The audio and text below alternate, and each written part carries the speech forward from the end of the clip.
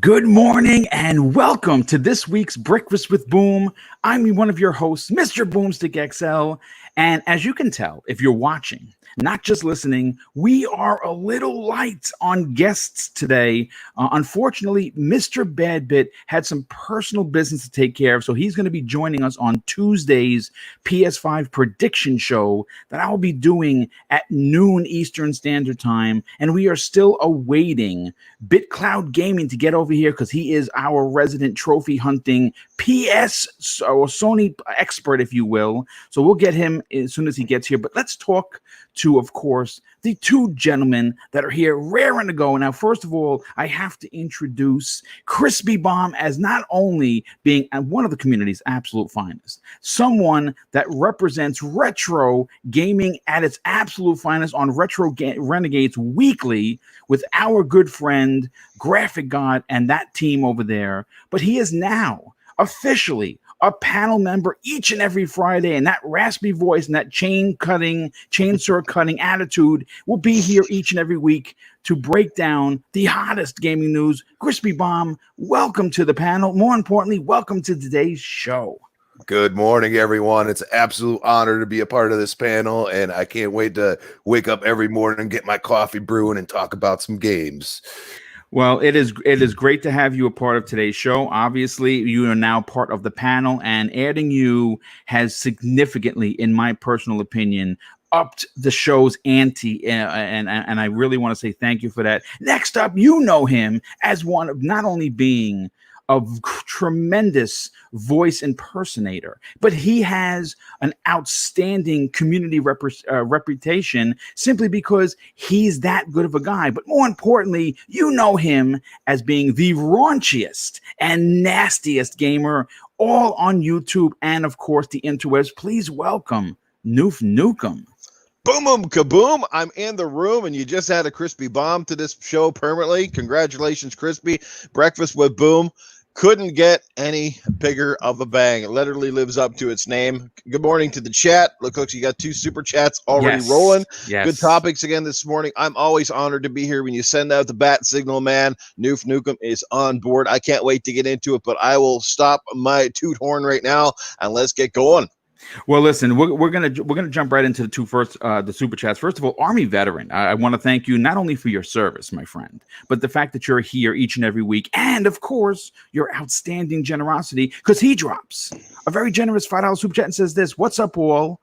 I know that this is probably off topic, but what order should I personally play Halo games? And I'm new to the franchise. Peace and blessings." Well, you know what? Let's answer this guy's question. Obviously, Reach is a prequel, and right now Reach was redone and put into the Master Chief Collection. So if you really want to play in order, I would definitely start with Reach. Reach is not only one of the finest Halo titles in the collection, it's Bungie's last Halo title, and I really left on a swan song. Gentlemen, what would you think would be his second game after? Should it be Combat Evolved? Should it be 3? Should it be 2? It's Combat Evolved, but it's a different game. Like you're gonna have a lot of things at your disposal in Reach, and you're gonna have not so much because this is literally the first game. This is not Reach. Reach is the timeline first game. Yes. Combat Evolved is literally the first game. But I've seen a lot of guys go through it and be able to push through the fact that you can only walk, you don't have any way to run at all and stuff like that. There's a lot of things that are kind of a shock factor, but once you get your mind over it, I mean, the story, you just got to focus on that. Yeah. No, would you like to add to that? No, he is correct. I mean, yes, Reach is the timeline game, and Reach is one of the best Halo games in the franchise, period. Even though, it's about the Spartans and not so much about Master Chief, but it was a phenomenal game. It was Bungie's swan song, so to speak. But yeah, the first game still holds its own. It just takes a little bit more getting used to. Of course, the auto, the life, there's no auto life renewal now. You got to pick up the life packs, so you got to use them sparingly. Mm-hmm. But the first one's a classic, and playing it on the Master Chief Collection is fantastic because you do get the upgraded visuals, and it looks and plays a little bit better than the original Xbox game. Looks, dude, when you do the side by sides, when you change the camera, and you look at what you used to play, which back then we were like, wow, these are amazing graphics. And then you see what they did for the anniversary edition. You're like, wow, they really stepped this up. Big time. Yeah. What a difference textures make, right? Oh my God. Yes. And I found people that were doing it in the original graphics. They didn't even go to the upres. A lot of people that never played Halo went in the original graphics, and I'm like, wow, okay, like I wouldn't even do that. Like, I mean, listen, I guess they want to save it or savor the original and look at it through, I suppose, untainted eyes of seeing the new. Because once you see the new, you can't go back to the old. It's very difficult. But if you did play back in the days and you wanted something new, the Master Chief Collection is just, my God, what a fantastic collection. Army Veteran drops an additional $5 Super Chat and says this also with Halo Wars. So basically all Halo games. Yeah, dude, I think you're gonna have a great time. If you're new to Xbox, so we say welcome to the community, dude. This is a very, very welcoming community. I mean, of course, you have toxic a-holes just like you do everywhere else, but for the most part, I really think that out of all of the communities, the Xbox community, at least in my dealings with the live shows that I have, seem to be the most receptive to new members. And they look at and everyone welcomes you with open arms. And of course, I love that kind of mentality because that's what I built this channel on. But you know what? Let's get into some fun stuff. First of all, I want to talk to the guys and the chat and find out what are you playing? Not something I do very often, but being that we have a smaller panel, we kind of want to give you guys a really fun show. And we'll start off with what are you playing? So I'll start with our guest, Noof. Noof, what have you been up to in the video game world in the last week or so? Man, I wish I could tell you I was playing a lot more games because right now, time I have plenty of on my hands, and I've just been in one of those weird gaming funks where I just haven't really been able to get my mind around a particular game. I don't know if it's because the backlog is so staggering, and picking up the PS4 again, just add it to that pile. But I just restarted Horizon Zero Dawn because it's one of my favorite games of the generation, hands down. Some people call it Zero Yawn, but I love the game. I think it's phenomenal. I'm super excited, hopefully, for a sequel. And I've never played the DLC, so I'm excited to get to that. And I lost my save file because my original save file when I beat the game was on my old gamer tag or PSN ID. So now I'm playing it on this one. So I've been back with that. I've been playing like a little bit of everything, to be quite honest with you. Like I've been playing some Mario Odyssey, so some games I've already beaten, I'm kind of going back and playing again. Xbox. What was I playing there? I was just a fantastic game that I've never beaten and went back to last night. And every time I play it, I go, man, like how did this game slip under the radar, and why is it not loved more than it is? And I'm referring to Sleeping Dogs. Fucking fantastic game. Yes, dude. A very underrated game, dude. So good. The combat mechanics are so satisfying in that game, but it's back playing that. And I'll leave it there. I've been, like I said, a variety of things, but that's kind of it where I'm at right now, and try to catch up in the backlog. Well, of course, the backlog is, is real for everyone. It's funny. We're going to roll into a little bit of an Xbox topic, and then we're going to bring it back around to Sony. But, Crispy Bomb, what have you been playing other than Gears of War? Yeah, I mean, I always end up back in Gears. When you got like 30 people that are like, playing the game, it's pretty easy to all of a sudden get, hey, you want to join? And it's like, not this time, But I've been playing a lot of MK11 since my girlfriend got an Xbox. She loves that game, and I got her the DLC, and I got it, even though that was a hefty price to pay. I'm just saying, another realm. It is. I bought it. I haven't played it yet. It is a little pricey, to be honest. Yeah, but those characters, I gotta say, are really well done. Fujin is a dirty bastard, as I like to say. He is. I'm gonna tell you, you're gonna see some people just go. You're gonna be getting mad because I picked up some of his moves like immediately as soon as I played with the first time, because I was playing with a Graphic God last night. And he was playing a little bit more than me because he started whooping my butt. So, but it's definitely cool to see that they're supporting the game. It's just you guys should lower the price a little bit. Another realm, just saying. I'll say this. I get it. When you I'm always talking about value proposition, right? It's a word that I like to use a lot because it really does, in a very simple form, break down the pricing of a conversation you're having. And when you say value proposition, okay, so when you look at what Fortnite does for an outfit, it's $20, which is egregious. And it's to me, it's a travesty of justice. But people pay it because it's free, right? So whatever. When you look at what they charged for each of these characters, RoboCop, they have to pay for the license. That he's tremendous. His finishers. He looks so well done. It's crazy. I believe it's 3 characters. Like I said, I haven't played it. It's a total of 3 characters. Is that correct? And Shiva, yeah. Yeah. So it's Shiva, Fujin, and RoboCop. When you break down the 3 characters, and of course the added stages and things of that it probably comes to about $10 per character, and then the other 10 plus tax goes towards the development of the stages and stuff. And again, if they didn't have really good finishers, then it would be like, okay, I don't know what I paid for. Though I really do wish it was $30 rather than 40. Yeah, me too. And then I've been getting into in and out of Outer Worlds. A little Need for Speed. That's a fantastic game, dude. Yeah, Outer Worlds is like one of those like I go back to because I want to like savor it, and like this is one game. I don't know what it is. Like usually I'm not into stories, but when I can pick and choose what my battles and everything, that's where I get into the story more because I'm like, oh, I could be evil or I could be good. Right now I'm like the greatest guy in the world, but it's like all of a sudden I could just start making a couple little negative type things, and I'm like the biggest enemy in the world. So it's so much fun to just kind of mess with the characters and the dialogue trees. And then once in a while I get in the Need for Speed Heat just because I want some racing. The only reason why I don't go to Forza and stuff, I like getting chased by cops. I mean, it's one of those things where it's like, and they brought that back pretty well in the game. If you like the old school Need for Speed type feel of getting chased by the cops, they really brought that back well in this game. And it's probably pretty cheap right now. I know it didn't sell well, but graphically it looks great. And the driving simulation is, as far as arcade style, is pretty good. Hey, Boom. Yes, sir. Before you continue, I just want to address something real quick in the chat. Please, by all means. So WR Cup in the chat was kind of saying, when you're talking about community, he says, what about the Nintendo community? And I just want to make something perfectly clear to a lot of people, because I think we all feel the same.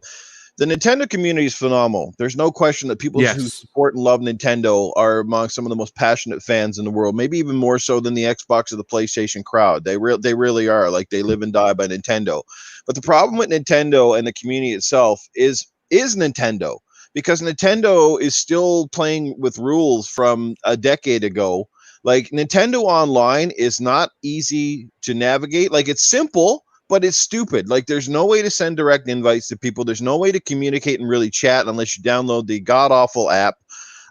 So Nintendo's online infrastructure is what makes it very difficult for community people to reach out and interact with Nintendo people. So it's not a thing that you come on the podcast like, hey, why? Like look at me, for example. I'd love to run a Nintendo community game night, but you know how much harder it is to do it with Nintendo than it is with PlayStation or Xbox? Like, extraordinarily crazy. So I just wanted to put that out there. It's not that we don't love Nintendo. They make phenomenal games, and the Switch is a little beast of its own, but it's just the way that Nintendo does business does not make it very simplified or easy for us gamers to kind of just bring everyone in the fold. And you know what? That's a great. Thank you for that. Because again, I don't want to see that. I don't want to say that we are singling out, preferring one community over. First of all, I think everyone knows this, including WCR for that matter. This, in my opinion, at least for me, the way I run the shows, is one of the more welcoming podcasts, because not only do we cover all 3 platforms, but every gamer, and I use the word not loosely but very strongly, all gamers are welcome here, and that means everyone. And I want that to be completely perfectly clear, that everyone that wants to talk about games and be positive and have fun and just hang out with their brethren, that you're welcome here. Now, again, I probably should have been a little bit more I guess, detailed in my answer. I don't want to, suggest that we don't care about Nintendo. I mean, for crying out loud. And again, this is again one of the fun things that we can do with a smaller panel. We can get into, a little, or we can, shoot from the hip, so to speak. GameStop over the holiday weekend had buy two get one free, and they had that for everything, but more specifically for the Nintendo Switch. And the one thing that, when you live off a pension like I do, sometimes you can't get everything. I used to get everything. I used to work overtime to get things, and that's fine. It's fine. It's perfectly fine. So what I wind up doing is I bought 9 Switch games. I paid for 6, and I got 3 free. I got Luigi's Mansion for free. I got Link's Awakening for free, and I got what else did I get? I got another big. I got Donkey Kong free. Those are my 3 free ones, which those are all huge titles. So I love Nintendo. I have about 60 games. So there's a lot of stuff I didn't get a chance to pick up. So I wound up picking it up. I used some gift cards I had saved from last year. I didn't really spend any money, which is even better. But getting back to what I'm personally playing, and I'm not going to get into the review right now because I actually was very fortunate enough to be sent a code for Maneater by Tripwire Interactive. I'm actually reviewing it right now. I'm about 10 hours in. Folks, I'm going to say this. I want to be brief because I'm actually going to review it live on the air on one of my upcoming shows. It is one of the most violent, gory, fun games I've ever played that has such a deep RPG element to it. You cannot believe you're playing a game as a shark and saying the words RPG in the same title. It's $40. I think it's absolutely worth it. It's running off Unreal Engine 4. It just came out. I believe it released on May 22nd, more specifically. And it's a perfect summer game. If you are a fan of Jaws, if you're a fan of like deep water and movies where the antagonist is a great white, you play as a bull shark. But man, you can get upgrade. Like, I have electric teeth. I have electric teeth for my shark. I even have a super. I even have a super that gives me bone armor. So when I'm tearing up the hunter ships, it is. I'm going to say that it is a blast to play. So again, the review is going to be coming soon. I'll get more into specifics. And the other game that I've been playing, almost like a crack fiend, and I'm ready to beat it, is Minecraft Dungeons. I know that we talked about it yesterday on the Xbox Factor podcast towards the end of the show, and I will reiterate, it is a game that if you like Diablo-style type titles, if you like Minecraft, it is definitely for you. Now, I admittedly will say that I'm not a Minecraft guy. I've played it 10 minutes if I'm lucky. Regular Minecraft. It's just not for me. It's just not my bag. But Minecraft Dungeons is phenomenal. It is so much fun, and it's in Game Pass. And if you don't want to get it in Game Pass, and maybe you don't have Game Pass, it's only $20, which is bananas. So you know what? Let me get someone else in here. Good friend of the show. I think you gentlemen might know him. His name is Dreadpool. He's going to be joining us. He's setting up stuff right now. So we're gonna send out the bat signal, and like a superhero, once again, Dreadpool has responded, and he will save the day. So you can never go wrong with adding Dreadpool to pretty much anything. He's a gentleman. He is a proper gamer, and more importantly, he's an amazing community member. So he should be joining us momentarily. But you know what? Let's get into some news that has been making the rounds. We'll save some of the bigger news towards the end of the show, but Sega has been making the news. I got at least a half a dozen DMs from the community. As a matter of fact, I got a lot of messages yesterday. There was a particular person, I'm so sorry, I don't remember your name. It's Pumpkin something or other. And I believe she was asking whether or not we were going to cover the Sega news. And you know what? Originally I was, but I had really put such an amazing Xbox show together. I figured that we might, get into that today. So let's get into some of the Sega news. Now, Sega has always been making headlines, quite frankly, since the Genesis days. And obviously their last foray in the console world was, of course, the Dreamcast, my all-time favorite console ever in the history of consoles. The Dreamcast reigns supreme for me personally. I currently have two. I have a Japanese import, and I have the one that came out very, very late in its life, the one that was black, the American version. And currently, I have 86 titles for that, most of which are imports. Because if you follow me, you know I talk about importing all the time. I was a huge import dude. I imported everything: the PlayStation 1, the PlayStation 2, the Saturn, the PC Engine, which was the TurboGrafx 16. I've owned just about every Japanese console except for like some of the earlier 16-bit ones. I didn't own a Famicom. I never did. I had a Super Nintendo that was fine, and I never had the Japanese NES. I had the American with that. But Sega has been making some news, folks. And you know what? Normally, when you hear a rumor this big, when you hear the words industry shaking, because that's the report that came out. They're saying that the Sega news, according to Famitsu Wave, which, by the way, if you don't know who they are, Famitsu Wave is and has been the largest Japanese publication, and they're basically Metacritic, but they actually do it legit. Famitsu Wave has been around since gaming in the early 80s, and they still have a magazine that comes out. Of course, they have a website, and one of their writers, which I don't recall the name because I don't have the story. Again, this is we're shooting from the hip, folks. I don't have all the information. Normally, I write the script for this. Was saying that he has a scoop so big, and this was his words, that it's going to shake the industry at its foundation.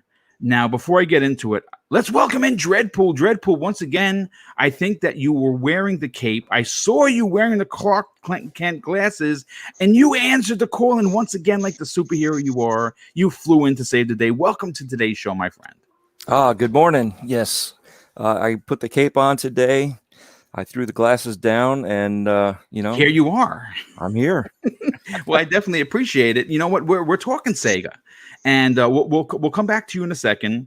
Noof, I know you're chomping at the bit, like I was just a few minutes ago playing Maneater by me eating beachgoers, which I was laughing, and my wife was like, "You know what? There's something wrong with you that you're eating so many people. Stop it." But Sega. When you say the word, it brings back a lot of great memories for a lot of gamers. You're an older gamer like myself. Crispy is an older gamer like myself. Dreadpool will appreciate this. Many people in the chat will also, would admit that we got some age to us. So in doing so, we have had the privilege of knowing what a Sega released console felt like to own, right? And when you hear the words shaking the industry at its core, makes me I'm talking on the phone. I'm still talking on the phone. Talking on the mic right now, I got goosebumps because I immediately, in the cheapest fashion, think, "Oh, it's the Dreamcast 2. Are we getting a new console?" And then another piece of me starts to toy with the idea that could Microsoft had really bought Sega? This rumor was floating around for a bit. With what little information we know, which we know that the reveal of this is coming June 4th, which is a day after the supposed PlayStation event, which we're going to get to towards the end of the show. And what are your thoughts and potential theories on the Sega thing? How big could this news be, and what do you think it might actually be? Sure, brother, and I'll be happy to answer your question, but I figured you might want to take care of your super chats first. I think you had Sin Vendetta and Jesse Darby in there. So you know what? Let me get to these gentlemen right now. Yes, okay. You know what? I will do that. First of all, Sin Vendetta is a very generous community member who's here all the time. Sin, thank you so much for being here, but more importantly, always thank you for your generous support. He drops a $5 super chat and says this, "Man, do I wish Xbox and PlayStation do a buy two get one free digital game?" Oh my God, dude, me too. I wish they would do digitally, but they never do it. So it's got to be the physical, which is weird, but whatever. Jesse Darby, hey Jesse, thank you for being here. But of course, thank you for your outstanding generosity. As always, he says this after dropping a $5 super chat. "I'm glad you're on this morning. Boom. I can take my mind off the city." Yeah, dude. You know what? I look. I'm going to say this. You know, I knew that this at some point was going to come up. Before we get into Noof's answer, let me just address something. You know, obviously, I'm a very transparent human being. Everyone knows that I was a New York City police officer for 21 years here in New York City. And I served with honor and distinction and a sense of responsibility to the people that I swore to protect. And right now, currently in the world, there is we know what happened in Minnesota, right? And what happened, my wife and I were brought to tears because we have been public servants. We continue to do so. My wife was in law enforcement. She's not anymore. She works with the senior community for her job. And we have always been a people first couple and people first human beings. What I saw on the other day was a murder committed live on camera. That there is no ifs, ands, or buts about it. Those cops should have been fired, and they were. That 19-year veteran that threw his life out the window for being an asshole is going to go to jail. I am going to say that I do want to really press this button, and I want people to understand in no way, shape, or form am I defending anything that these animals did, because that's what they were. They became animals. They completely forgot what their training was, and they forgot what being a human being is. Now, I've said this before. I was taught very young as a police officer that once the cuffs are on, it's over. Now, granted, sometimes it's tough to get people into cuffs.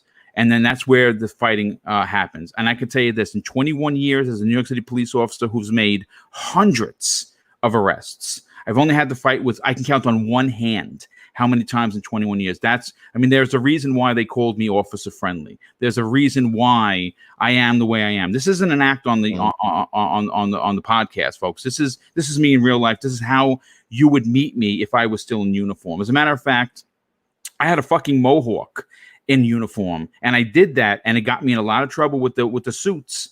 But I did it because it humanized me. It wasn't just a white guy in a blue uniform.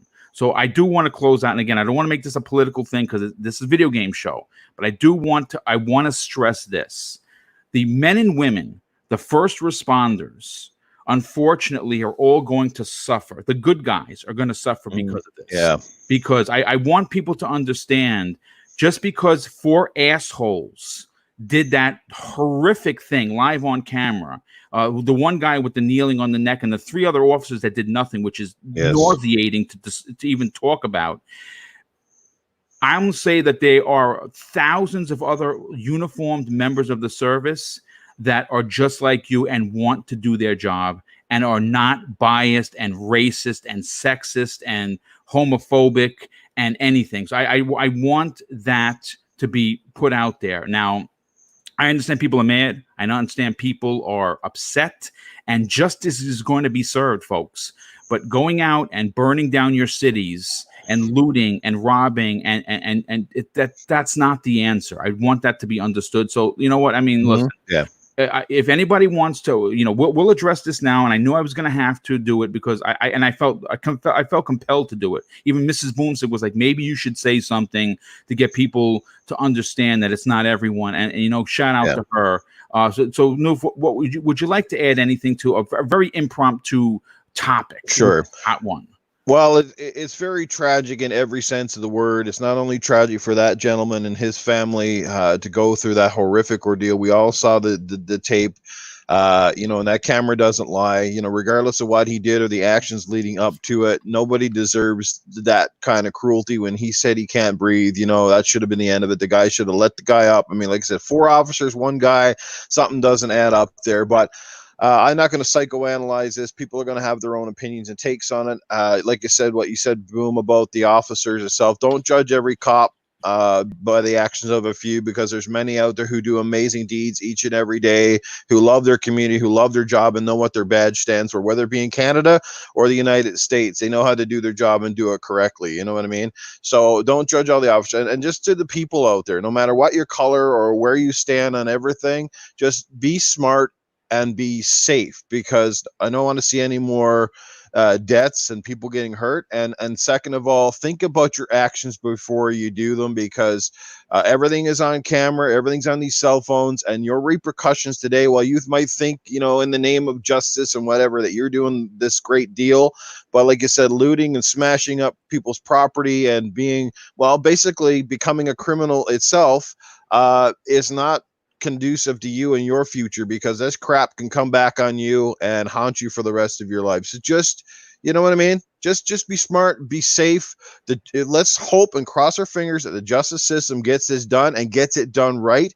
And these cops get their day in court and get a severe penalty, because this cannot move forward. We got our own shit up here in Canada, but God knows, the beacon for extreme racism has been lit up many a time in the United States. We're not perfect up here either, but it's definitely on a different level. Maybe Canadians are just too polite and quiet. I don't know. Maybe we're just all closet racists up here. Who knows? But you know what I mean? So yeah, like I said, I just hope justice gets served here, and like I said, thoughts and prayers go to his family and everybody 100%. dealing with it. Yeah. Well, thank you for the kind words. Listen, I don't want to put pressure on anybody, but gentlemen, I respect your opinions. We are family, even though we've never actually really met. Is there anything you'd like to add to the? Once again, it's a hot topic.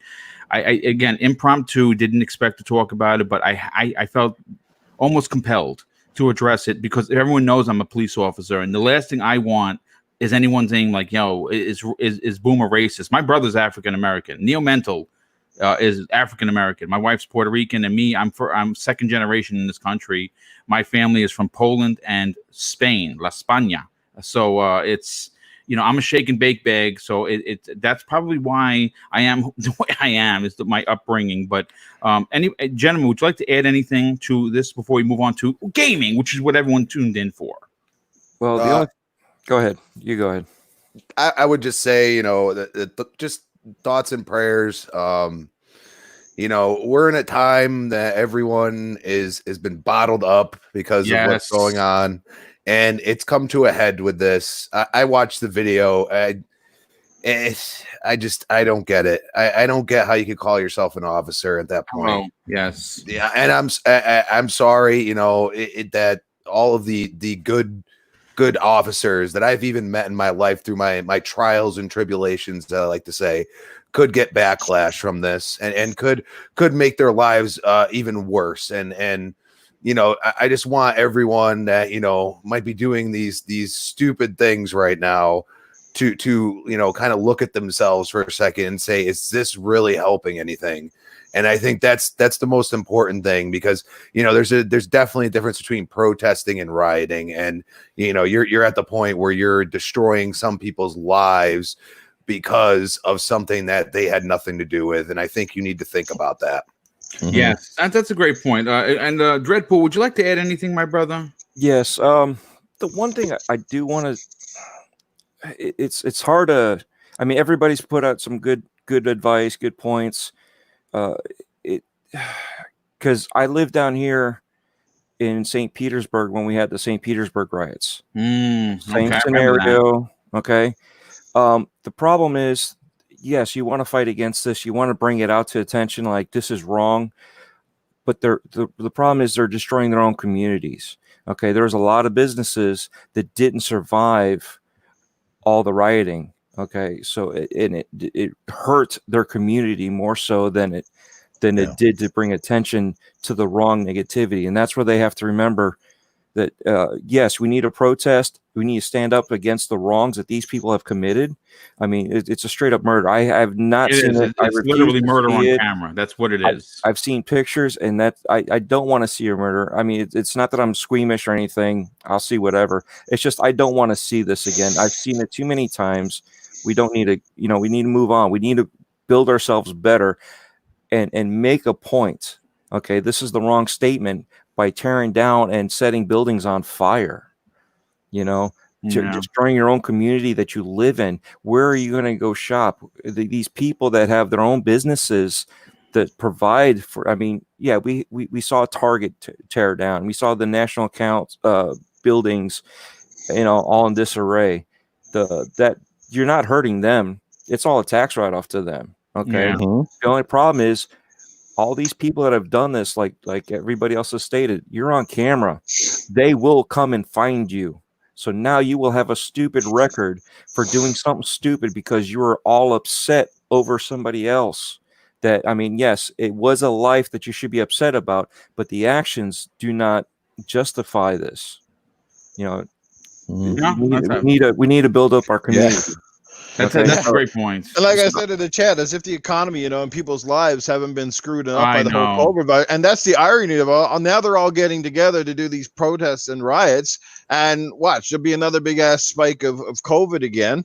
And like there's irony there, like just it's a poor situation at its whole. But you know what, folks? Listen, you guys and gals came to tune into video games, and again, we just want to. I wanted to address it. Of course, my panel had fantastic points of contention for the particular conversation that, quite frankly, is a little difficult to talk about. But I'm glad I did it. I'm glad I listened to Miss Boomstick. I felt like I didn't know how to approach it. I'm going to be honest with you folks. I was a little nervous to approach it because, again, I'm just transparent as a piece of glass. I really am. And a lot of people know stuff about me that, most podcasters keep to themselves. I feel that being transparent, being inclusive is what separates me from a lot of the shows.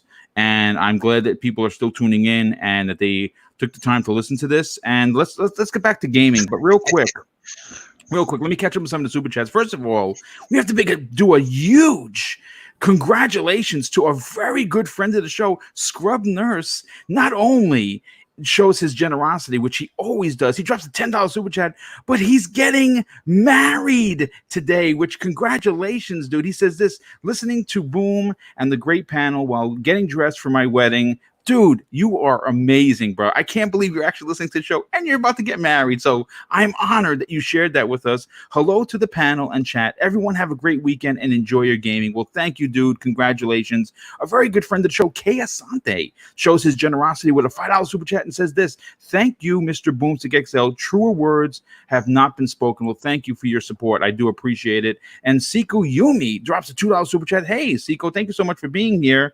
Says the Xbox Series X will be Dreamcast from the future. I love Sega. Oh my God, that would be such a combination. And JD Gamer drops an outstanding and very generous $10 super chat. Hey JD, thank you for being here. He says there have been too many thoughts and prayers.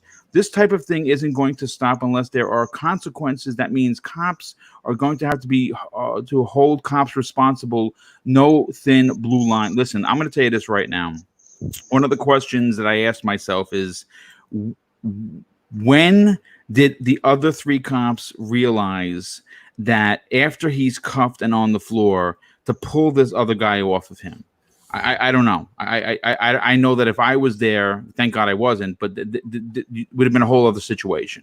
The minute he said he can't breathe, you get a bus, which is police jargon for an ambulance. That's what we say. Let me get a bus to the location, and that's calling for an ambulance. It's just police jargon that we use, and it would have been over. We'd have got him up. We'd have got him standing or sitting, and there'd been nothing. He would have been cuffed, and that would have been the end of the story. This is a really bad deal. This is a bad deal, and we're going to hear about this. And you know something? It's a shame that he had to die to get legislation to hold police officers and their superiors accountable for this kind of behavior. This was animalistic at its absolute finest. I condone it, and I'm as a human being, I am disgusted to my core.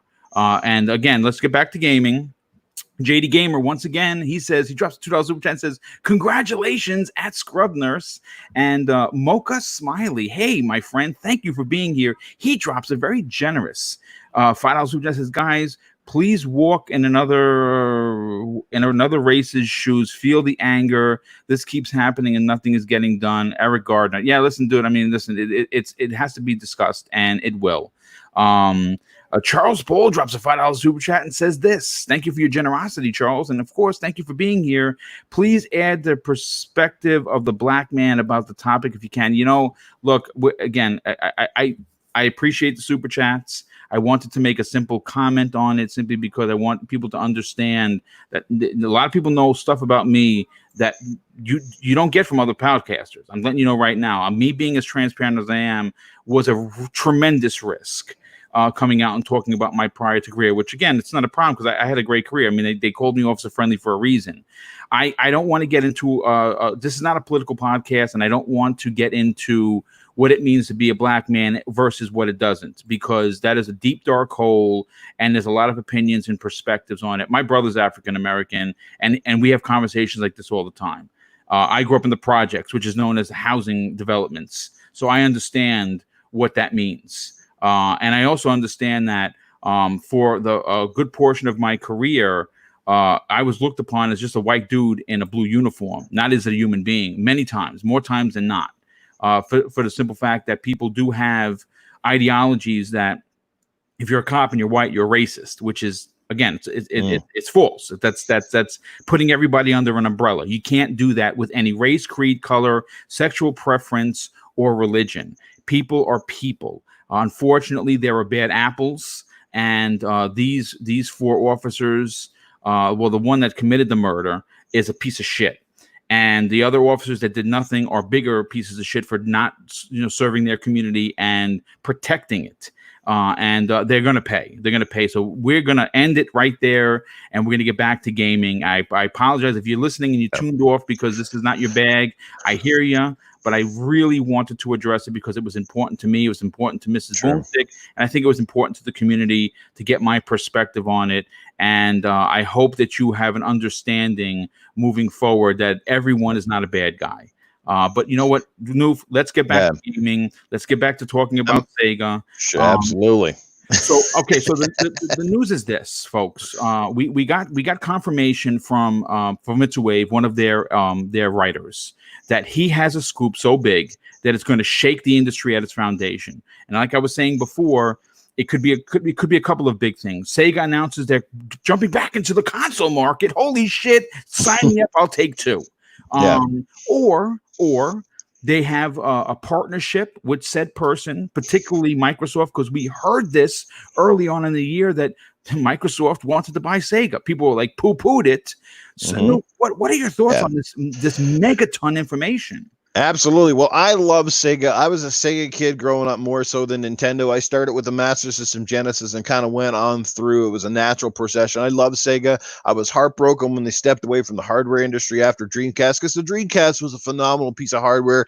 It had some of the most incredible games library and amazing sports lineup that even to this day, I mean, outside obviously the graphical downgrade, you can go back and play your Dreamcast and appreciate how far ahead of its time it was, how just an amazing console it was from every aesthetic. How Sega really pushed the envelope with Dreamcast. You sure PlayStation 2 took it up a little notch, but I mean, you always got to applaud Sega, man, for leading the industry. They're always the first out of the gate. Unfortunately, times are different. Today we appreciate that innovation. That's why, you got the PS4 Pro and you got the Xbox One X, right? That kind of stuff back in the 80s and 90s, long before the internet and the way that games are distributed now, wouldn't have flown. You know what I mean? Sure, you had different iterations of the Genesis and the Super Nintendo, but essentially the same console. We've always had the Slim. But bringing new hardware was always critical back in those days, and we saw what the missteps that Sega had with 32X. We saw what they did with a variety of things and fripperals and stuff that they didn't support. You know what I mean? And they got slammed for it. But look, they're saying this could be industry. What's the word? Industry shifting? Industry shaking, yes. Industry shaking. So that leads me to believe a couple of different things. Either there's a massive, there's a lot of rumors floating around for probably the past year. You heard, different people say somebody's going to buy Sega. I don't see Microsoft buying Sega. First of all, it'd be a massive purchase. Could they do it? Sure. I just don't see it happening. And there's always been a bit of a stigma between, again, because Microsoft is an American-based company, and buying up a large Japanese developer and publisher. It's not something but things change and times change. And you know what? We know that money will move mountains, and enough of it can make those mountains go away in a real hurry, especially, Sega's seen a resurgence too. The last couple of years, we saw Sega kind of resurge. They've started to hit, outside of Sonic constantly flip-flopping and falling over. Their other games have been doing really well. The Yakuza series has obviously done well enough that it's on 6 or 7 games now. Yeah. We saw a return of some old franchises. We're seeing a resurgence. You saw like Sonic Mania came out and did really well. A throwback to the old days, but it was a successful title. You see now this new Streets of Rage kind of got people, starting to feel that Sega vibe again. I think Sega's starting to feel it again. They're starting to see that their fan base, did not necessarily leave them, that we still have memories and we still have fondness. And Sega's also probably seeing that, with the sale of the Sega Genesis Mini, which seems to have done extremely well. The popularity now of the Sonic movie, for example, which did really well, that there is that Sega brand resurgence, and maybe they feel it now is the time to pull the trigger on something. You strike while the iron is hot. So this could be part of it, is that, get in there on the ground floor and your name starts to become synonymous again. And they had such a great back catalog of titles and IPs and things that they can go to. Their well is very deep. I mean, that sort of thing. And they're seeing a resurgence with Phantasy Star Online as well over on Xbox. So I wouldn't be surprised if it was some sort of partnership even with Microsoft, that maybe they have some exclusivity deals per se, even though that's kind of rare. That could come to the fold. Console, I'd be all for it. We've heard rumors of a Dreamcast 2 you come into life. Now, if they do a console, I could totally see it being something that plays the back catalog of retro Sega games, maybe going all the way back through, but something that can play new games. Maybe they have a new store. Maybe this is a partnership with Microsoft in some which way too, because I said the other night that if they go with a partnership with Microsoft, right? Microsoft has struggled typically where in the Asian market, especially places like China and Japan, right? Cannot crack foothold. Right. But could you imagine if Xbox was to come out in Japan, but it wasn't labeled as like a Microsoft Xbox? It was like Sega Xbox. So oh my God, dude. I've seen people talk about that. Yeah. Could you imagine if they rebranded the console itself under Sega's banner, had some exclusive rights with their titles to bring on that, to get the foothold in there again? I think it would work for Microsoft. Like you said, we see this all the time with different products where they bring it into other markets underneath a different banner because they're names that people recognize. And obviously Xbox, might be recognized in Japan, but it's not doing anything for them. So we know that for Microsoft to make more money, to succeed globally, to get Game Pass into people's hands, could you imagine that? A Sega-based Xbox-style console that has, we've seen partnerships before, because if you look at the Dreamcast guys, Microsoft Windows CE operated, so their partnership goes way back. And Phil's been to Japan so many times in the last couple of years, and all of a sudden we're seeing games like Yakuza come out on the Xbox. We're seeing Phantasy Star Online. So look, I don't freaking know, but I can tell you the news is going to be huge. It just depends on which way you're looking. I don't think it's a game announcement. Like, I think it's something. No, they wouldn't use the words industry foundation shaking. You know what I'm saying? And could Sega, and people say, well, if Sega brings a console, it's suicide. No, I don't think so. Because obviously Google's willing to put Stadia out there. Everybody's bringing stuff into the console. There's lots of money out there. Like Sega just has to know that they're not going to come out and they're not going to dethrone Sony, or they're not going to come out and dethrone Xbox, right? They know that they have to create demand for a new market. They have to please their old fans, and please your old fans first, because we're the ones who will spread the word and get the system rolling. If it's going to go, cater to your older audience, and that will trickle down to the new audience. But I definitely think it could work as long as it's priced right. If it's a console, I don't think it'll be disc-based at all. I think they'll want to get away from that old traditional format. They'll go with digital only. They'll have their own store, and away you go. So who knows? I'll leave it at that and let someone else take the floor. Well, you know what? First of all, great point, dude. For really, really thought-provoking stuff, man. And I agree. All I can say is this: I cannot wait for June to start, because my God, are we going to be treated? We have the supposed rumored June 3rd event for Sony. We know that we have the earth-shattering news for Sega on the 4th. We know that we have the Cyberpunk reveal on the 11th. We know that either the 9th or the 10th, Microsoft is going to have their hardware and services. My goodness, it is such a great time to be a gamer. But you know what? I want to bring Crispy Bomb into the conversation. But Crispy, before I do, I have to catch up on some of these super chats. First of all, Anzo 86 drops an outstanding and very generous $5 super chat, but is what he says that really I take to heart, and I want to say thank you. He says, tough thing for cops is you never hear about when cops do their jobs right, and normally it doesn't sell papers. That's the truth of the matter. It doesn't sell news. Bad news and horrific stuff need to be out there, but that's what sells papers. Shout out to the good cops, back to gaming. Well, thank you for that, dude. And yes, there are plenty of us out there who swear in when you take that oath, and it actually means talking about it gives me goosebumps on the back of my neck down to my toes, because when I took that oath, I wanted to be a cop, folks, since I was playing with my GI Joes. Honestly, since I was playing with my GI Joes in the early 80s, I wanted to serve the public, the people. And I did in the military, and I did 21 years as a New York City police officer. And again, I say it all the time, with honor and distinction. And you know what? During the pandemic, trust me when I tell you, if I didn't have a horrific bad back from having to be put back together through a big surgery, I'd be out there helping because I love giving back to the community, but I do it now in a different way. Basement Radio Arcade Podcast, my brother from another mother, you know him as Enrique, the voice of that awesome podcast. He drops a $2 super chat and says, boom, can you ship me a pizza? Dude, if I ever get to Washington and we can hang out, I'll make you and your family multiple pizzas, fresh on the scene, because yes, as you know, I love making pizza. I'm actually quite good at it, as a matter of fact, not to toot my own horn.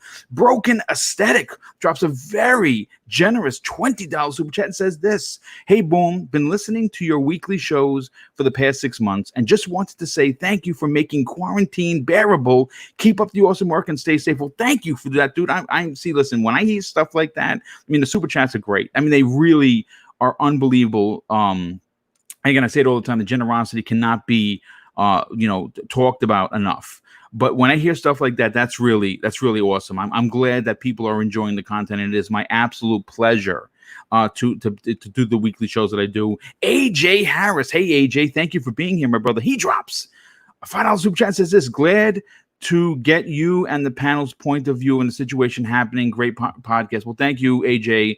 I super appreciate the comment, but more importantly, that you're listening to the show and your generosity. Sin Vendetta, once again, drops an outstanding $10 super chat and says this: if there were any Sega game that I would love to see come back that nobody else would care about, it would be Beyond Oasis. Love that game on the Genesis. You know what, dude? I don't even remember that game. That I should be ashamed of myself as a gamer. I don't remember Beyond Oasis. I'd have to see it. And oh yeah, Basement Radio Arcade Podcast dropped another $2 super chat and says, T-shirt idea, boom. Double Barrel Gaming tee with my God. Yeah, that's my signature excitement level. But you know what, Crispy Bomb, you are a classic gamer. You are a gamer with some serious roots. And of course, you are out there on a weekly basis on Retro Renegades, keeping that flag flying. So when you hear industry shaking information coming on the 4th and the words Sega in the same sentence, does your goosebumps raise from tip to toe? And what do you think could possibly be this news? Oh my God. I mean, it's something that I just, when I saw that, I was like, God, imagine Sega comes back from the dead, because, and I hate, there's a lot of people that will say Xbox is going to die and this and that. No, many of us watch a console maker die. Yes. Okay. And the only way that they kept it together is they had so many IPs that they turned into a software company. Okay. And that's why that Sega's still around, because they were smart. They said, you know what? We're not going to be able to do it. Let's not tank this whole entire company. And at least the reason why we even have like Sonic the movie and stuff like that is because they made that decision. And it was a smart one, because, a lot of people go to the Dreamcast and say that killed it. No, it started with the Saturn. Okay, because it was too hard to develop for, and that's why you see all these companies saying the developers have to want to develop on our console, and that all starts with Sega making some really poor choices, and that's why I almost thought PlayStation 3 was in trouble, because a lot of developer third party did not want to develop for that because of the cell processor. Okay, so we watched a console maker die.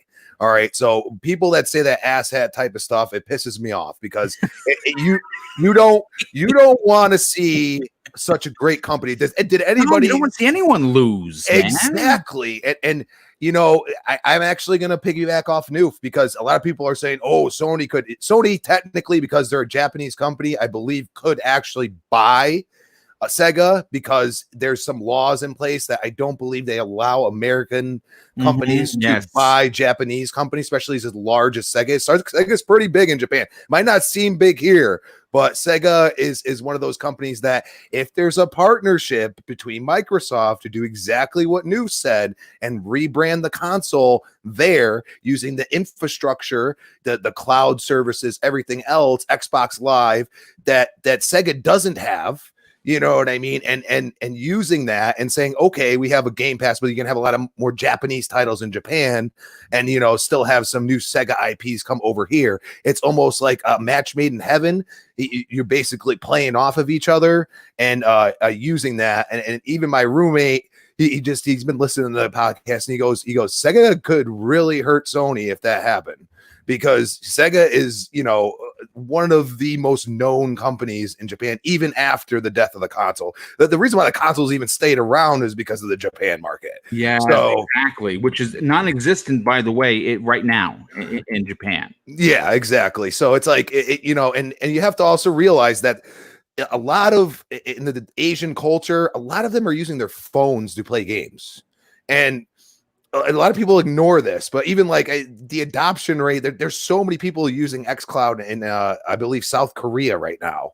I saw an article way back. I can't remember what article it was, but they were talking about how this could be a game changer for Microsoft going into the, you know, next generation with a cloud service like this, that you could play games like Halo and such games like that on your phone for that type of market, and to imagine put the Sega name with it, I mean, that would be pretty big.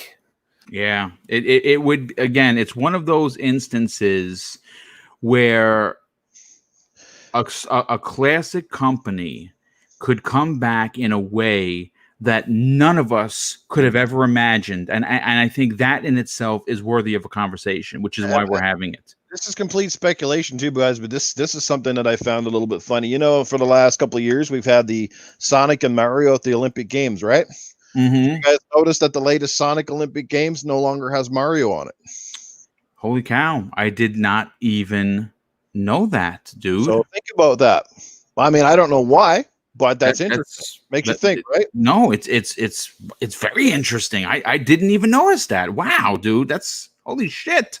I don't know how I missed that. So you know what? First of all, we got to bring Dreadpool into the conversation. First of all, I have to say two things. First, Dreadpool, thank you for sending me that Captain America chair information from Amazon, because of his you know, giving me the knowledge. I didn't know there was a Captain America, one of my all-time favorite heroes, because he stands for justice and, you know, what's right about being a human being. I love Captain America. I have all my entire life. And Dreadpool sent me a picture that there's the gaming chair that's Marvel branded. And of course, you know, they had Iron Man. I think they have Spider-Man, but those are great. Those are great characters, but not my bag. You know, I prefer Captain America. So I happened to send it to show my wife. What I didn't know is Mrs. Boomstick bought me the chair for our anniversary, which is next month. We'll be married 20 years on June 24th. That is my best friend. That is the love of my life. And she has once again surprised me in a way that has taken my breath away, besides being the awesome wife that she is. But Dreadpool, thank you for that. But let's talk gaming and let's talk Sega. So you yourself have seen the articles. Several of them have been running by some of the bigger publications. And again, if this is something you heard on Reddit, you'd say take it with a grain of salt. If this is something you heard from Joe Blow Gaming, I'd say take it with a grain of salt. But when you have Famitsu Wave talking about this, when it's one of their own writers talking about this, the excitement levels are pretty much through the roof, at least for me and the rest of the panel. What are your thoughts on this earth-shaking news, and what do you think it could possibly be? Okay, well, first off, I want to say when I saw that chair, I was like, if Boom doesn't have it, he better have it. So I had to send it to you. And then I see the post, and I was like, rock on. So congratulations on your upcoming 20. Thank you. Thank you. Well, here's a little known fact. I thought that it was the opposite way around, and I was always saying this, and then until someone pointed it out, and I did some research on it. We can buy a Japanese company, and it's not against the law. It's not illegal or any of that stuff. It's just like buying any other company. Found out about that, so that's a fact. Oh, well. I'm glad that you mentioned that, because I actually thought that what Noof was saying. I always thought that there was laws within Japan that you couldn't have an American company come in and buy said company. I thought that's what it was. That was my understanding for all these years too. That's why we never had a Japanese company part of Microsoft and this and that. And when I found out that no, you could do it because people do it all the time, and I was like, wait a second. So I had to research it to make sure. So yes, if Microsoft or Xbox wanted to buy Sega, they can do it. If obviously the other side wanted to sell. Now, that being said, here's some more fact. This is an opinion. Okay. They need to buy them. I hope this is what it is. And if it's not, it's one of two things. I'm thinking a Dreamcast Mini, because that would be phenomenal to have something like that. I love that, dude. I mean, with the Neo Geo, the PC engine, coming back with the Mini. What did I say? Neo Geo? No, TurboGrafx. I'm sorry. But with it coming back with the Mini, I think it just solidified that what PlayStation did with their Mini version was a total screw up, and that's why everybody kind of like was hesitant when Genesis had theirs. Okay, or Sega had their Genesis Mini come out, everybody was kind of hesitant, So now with this coming out, it makes sense. They've done it before with the console. This time they've done a decent job with not just here, throw something together and put it out there as a Mini, like they've done all these Christmases that we've seen. So now it would make sense that would be it. But to be something so spectacular, I could only think of a bigger partnership with Xbox. And the only way for me, in my opinion, is that they need to buy them and be like an Xbox Japan division, like other people have said. I was trying to take a picture of an Xbox One X and then put a Sega sticker on there, but I didn't have the time to come up with it and throw it out there on Twitter. Check Twitter when you get a second. Uh-oh. Yeah. Somebody's already done that. Big announcement rolling in here. Okay, let me just get to the homepage. On PlayStation. Okay, let's see. Is PlayStation the one that tweeted it? Yeah. Okay, next Thursday, baby. Oh, it's confirmed for next Thursday. Okay, excellent. Okay, that's all. Excellent. Oh no, that's good stuff, dude. Because we're gonna talk about it in a second. Let me see. Here we go. The official PlayStation. We have Future of Gaming. Thursday, June 4th. Yes. So it's not the 3rd. It is the 4th, which is okay. Excellent. Yes, the Future of Gaming, and they have a shot of the controller. The controller looks so dope. I really do like that, and it looks like it's all black. Maybe they pulled the two-tone one. Interesting. I'm sorry. I've seen two SKUs. I've seen all black and I've seen all white. Yeah, that we're going to talk about the 2 SKU thing, folks. We may have a problem financially. We'll get into that. So yeah. So anything else you'd like to add in regards to the Sega thing? Because I like your points of contention here. Everyone brings up fantastic points, but you specifically with the potential. I mean, again, it makes sense. Maybe it's a branded something. JD Gamer drops an outstanding $2 super chat. An additional $2 super chat says this: what if it's Sega hardware is a portable with Project X Cloud branded?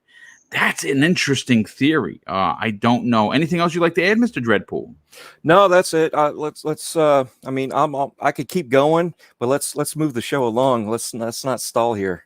Okay, so we'll do that real quick. Crazy Made Gaming, thank you for being here, dude. He drops a $5 super chat and says this. I don't understand. Oh my goodness. I don't understand. The freaking time, man.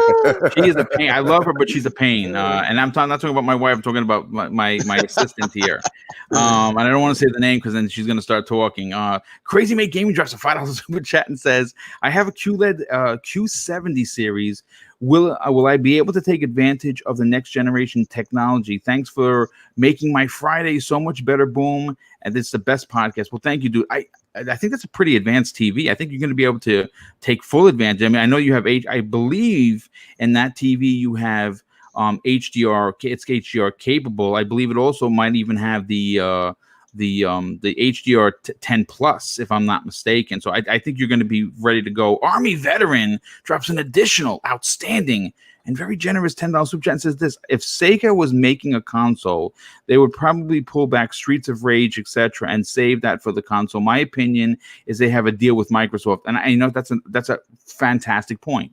I think that maybe Streets of Rage 4 would have been held potentially for this deal. I don't know. J1405, hey dude, thanks for being here, Jay. And the $2 super chat, he says, happy anniversary, Boom. Love the chair. Well, thank you, dude. Yeah, I mean, this is 20 years of anything is big, but being married to my wife for 20 years has been the biggest blessing I've ever received in life. She is my everything, no doubt about that. JD Gamer, once again, JD, thank you for your generosity. He drops a $5 super chat and says, what if it's a cross-branded console with Sega taking care of Japan and Western Europe and Microsoft taking care of UK, Australia, and America? Wow. Holy shit. That is a crazy idea, but it makes a tremendous amount of sense. And Robert Olson, hey, Robert, thank you for being here. He says Xbox Series S Sega Edition. Oh, my, I am loving these theories, folks. This is getting me very excited. But you know what? Sony had some breaking news. If you're just tuning in, obviously we have confirmation at 1 p.m. Pacific time, which is, I believe, is going to be 4 p.m. here. We're going to get the future of gaming for the PlayStation. If you go to PlayStation on Twitter, thanks to Noof's hot information, they have it's running on the PlayStation Twitter account, and it's basically a picture of the controller. Like I said, the control looks completely black. Like maybe they removed the white design because maybe people weren't, interested in it. But you know what? I want to talk about pricing, and the reason why I want to bring up pricing isn't because, we have an idea that the PlayStation is going to be $500. I kind of knew that already, but one of the biggest concerns for gaming, for gamers, especially in 2020 in current world situations, is finances for a lot of folks around the world. Remember, this isn't a lockdown behind a continent or race, creed, color, or whatever. It is a worldwide situation with the T virus. And unfortunately and thankfully, no one's turned into zombies, but people have passed away, and it has been something that I've never would have thought I could experience in my life. I thought 9/11 was the worst thing I would ever experience, and I spent close to over 60 days down at Ground Zero. And I thought the death and destruction around what happened, not just in New York, but around the country, in Pennsylvania, Washington, a few other, other places that we had people that died in these plane crashes. I never thought we'd see anything like this again. And we're all kind of neck deep into it. So finances for people moving forward until the world kind of fixes itself, so to speak, is gaming is something you would probably have to put on the back burner because you have to feed your family. You have to pay your bills, right?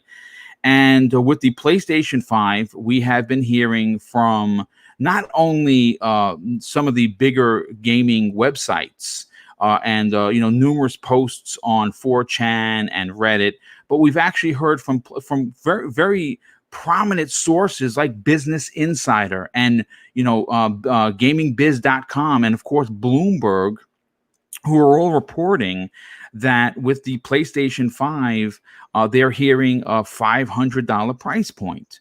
And what's has been making the rounds in the last couple of days is a post from Reddit, and it's pretty interesting, but also very concerning. Now, before we go any further, I really want to stress that the article from psupdates.com that I pulled for this particular story is a rumor that was posted on Reddit that suggests that Sony will be offering 2 SKUs for the PlayStation 5 this fall, more specifically November. Now, there's not going to be a difference in power.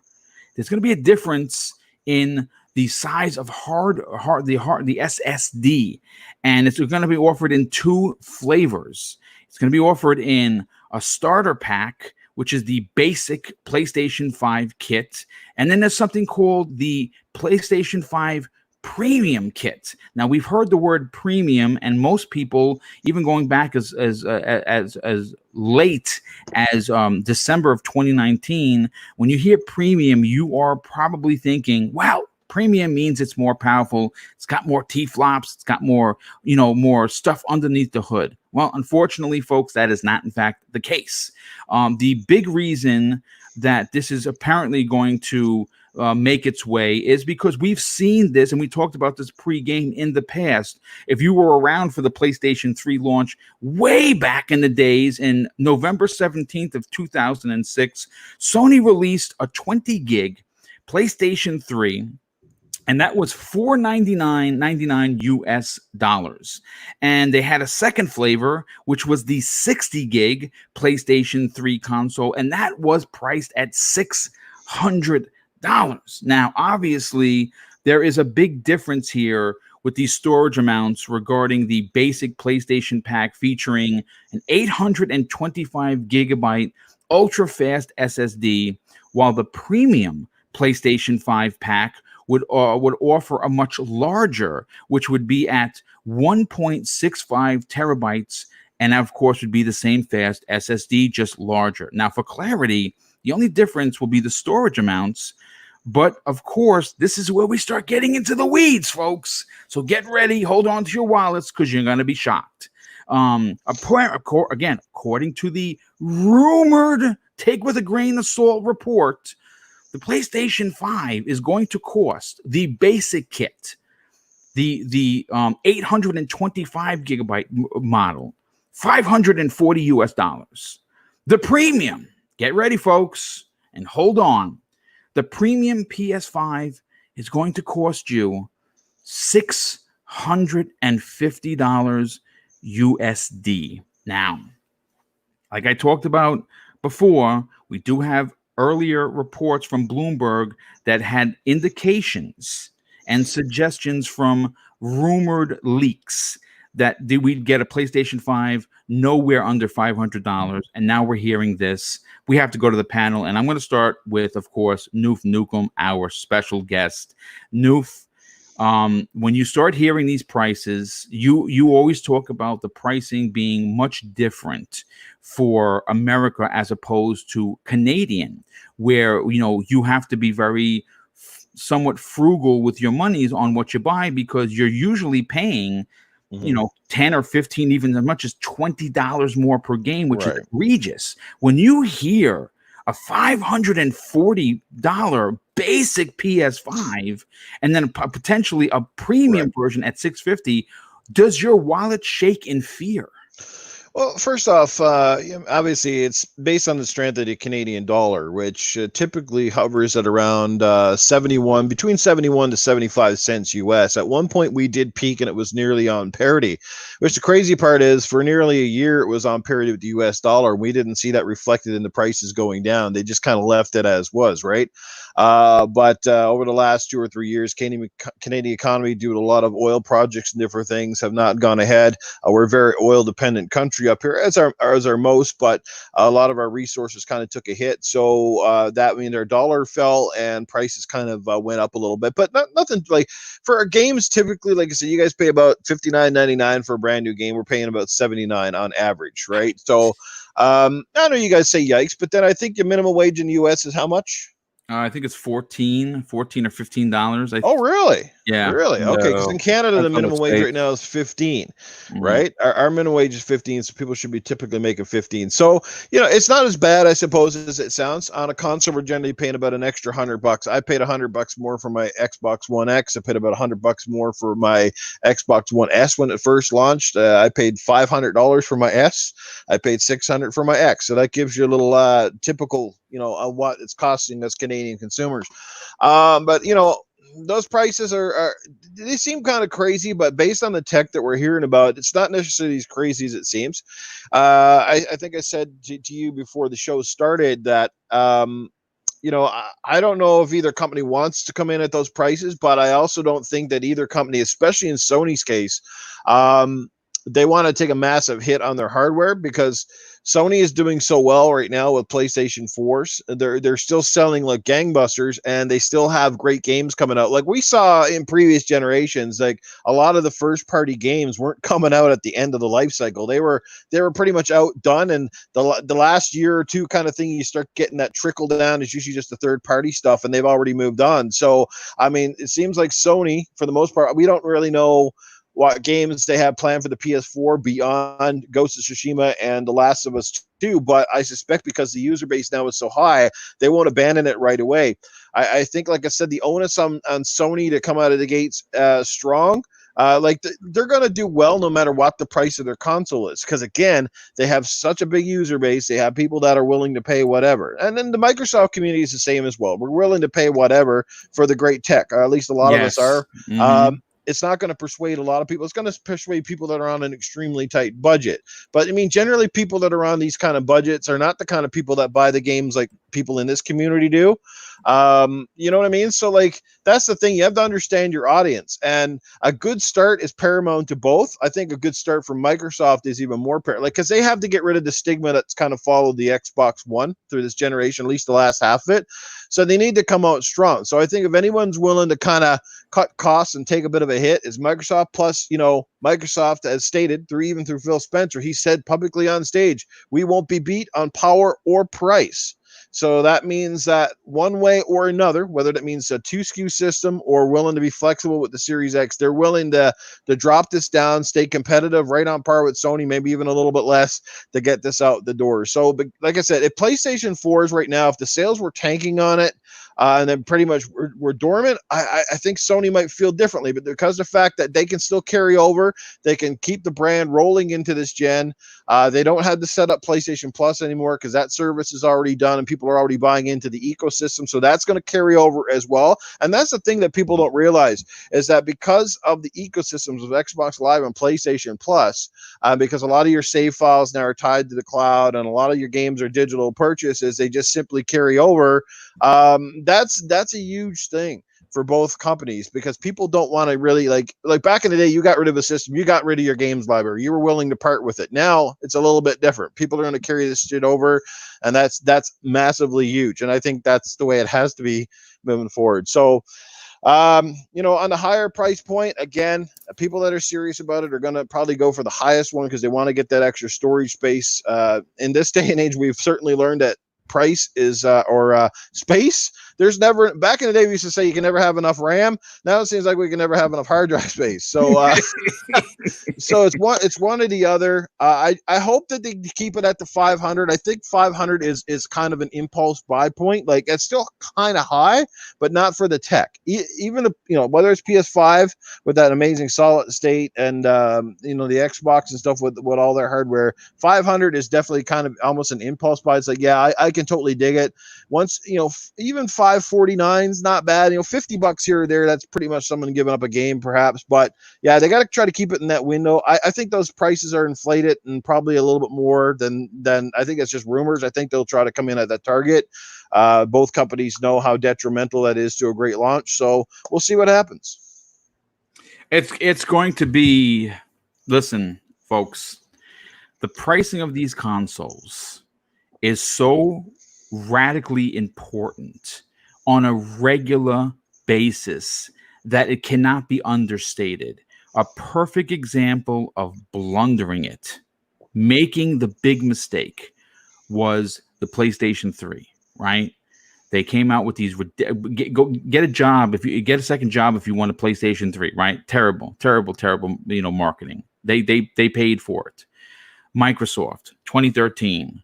Well, if you don't want an online console, I got a console for you. It's called the Xbox 360. Fired that man. Thankfully they did.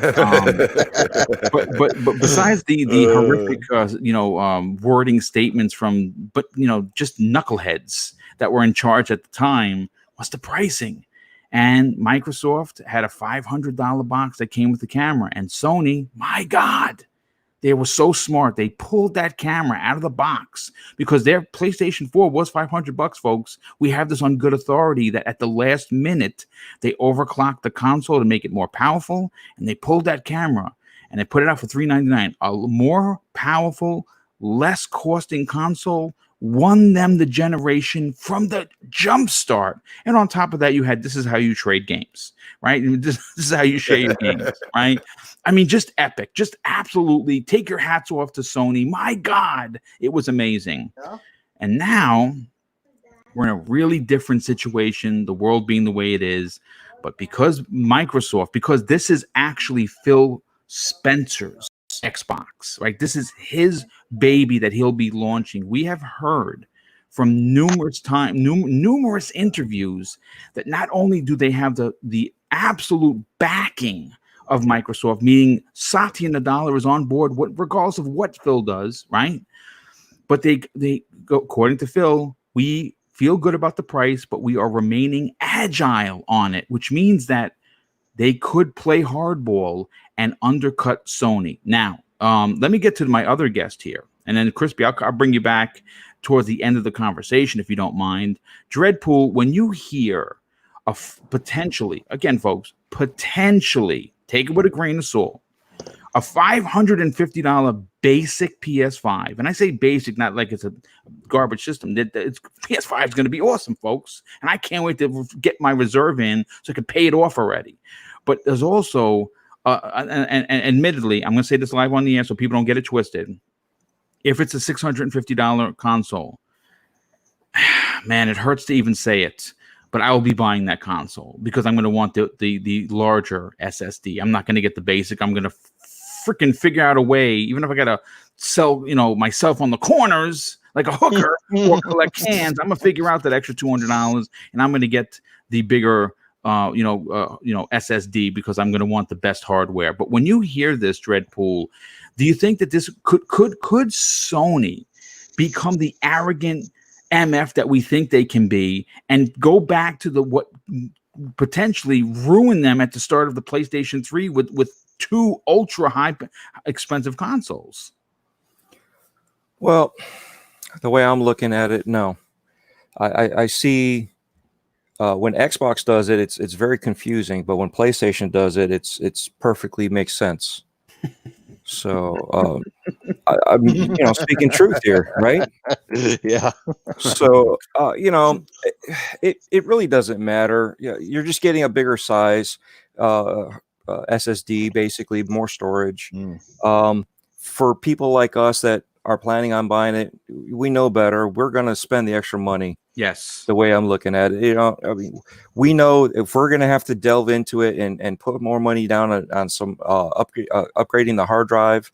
Not everybody is comfortable with opening up and buying a NVMe and putting it into the PlayStation 5. And I think that's where Microsoft with their card, even though I don't like it, makes sense, because you have to have it for, let's put it bluntly, we have to have it for the idiots. All right. So not everybody knows how to, you could plug in a card, right? Just like you go slide a key into a keyhole and turn the knob, right? Everybody knows how to do that. Yep. You do the same thing with Microsoft, but with PlayStation, you got to open up a door, slide that thing in there, get that screw in there. I've already dealt with NVMEs, and getting that screw in there is not always that easy. So now you're going to have to do this with a console, and hopefully they have this enclosed so that it screw when it falls out doesn't just like slide into the system. God. There's it makes more sense to have the 2 SKU, but they have to push that and say, hey, look, here's the cheaper version and here's the more expensive version. Because when PS3 came out, it was $600. There was no cheaper version. That's all everybody talked about. And then years later, everybody's like, oh, no, it was only $400. It was only $400. That's how. But I'm like, wait a second. There was a bigger version for $600. Everybody forgets that. They all use it to their narrative on how much it costs and what size they have on hard drives. This is going to fall into the same category again. So they need to make sure they have the narrative of this is what we have for this price and this is what we have for this price. Gaming wise, it's identical. It doesn't matter. Same thing with Microsoft. It doesn't matter. Your games are going to play and you're going to have a good time. You're going to see benefits on having these new consoles over having your older consoles. Yes, no doubt about it. No doubt about it. Especially Dreadpool. If you don't mind, I'll add, if you are someone like myself who considers them to be a simpleton, I don't have a monster rig. I don't have a $3,000 rig, so I don't really, like when Enrique talks about the PC Master Race or Slow Mo or Mooch. Or a few other people that have these monster these rigs that they've built. We're going to get, as console gamers, we're going to get a peek behind the curtain with not just one but both of these consoles. I'm very excited. Sasquatch? Yeah, it's going to be interesting to see how this all plays out. Basically, I know we're all going to go for the higher tech, and I'm hoping. When they do with Microsoft, they include the hard drive in there. Yeah, no, it's pretty interesting. You know what? Florida Gaming actually brings up a good point. Says, look at your news. Sony and Sega event 1 p.m. on the 4th at 1 p.m. Pacific time. Is the Sega event at the same time? Because it makes me wonder. Maybe this is a Sony Sega thing. Could very well be. It's both announcements at the same time. Even if you just tweeted that, I saw that. I actually just put that in the chat. I don't know what's going to happen, but it's very suspicious nonetheless. And let's get a crispy bomb. Sony trying to steal the thunder away immediately. They probably did. They probably did. Shit, I got something big coming. Let's distract these bastards. I always thought it was on the 4th. What's that?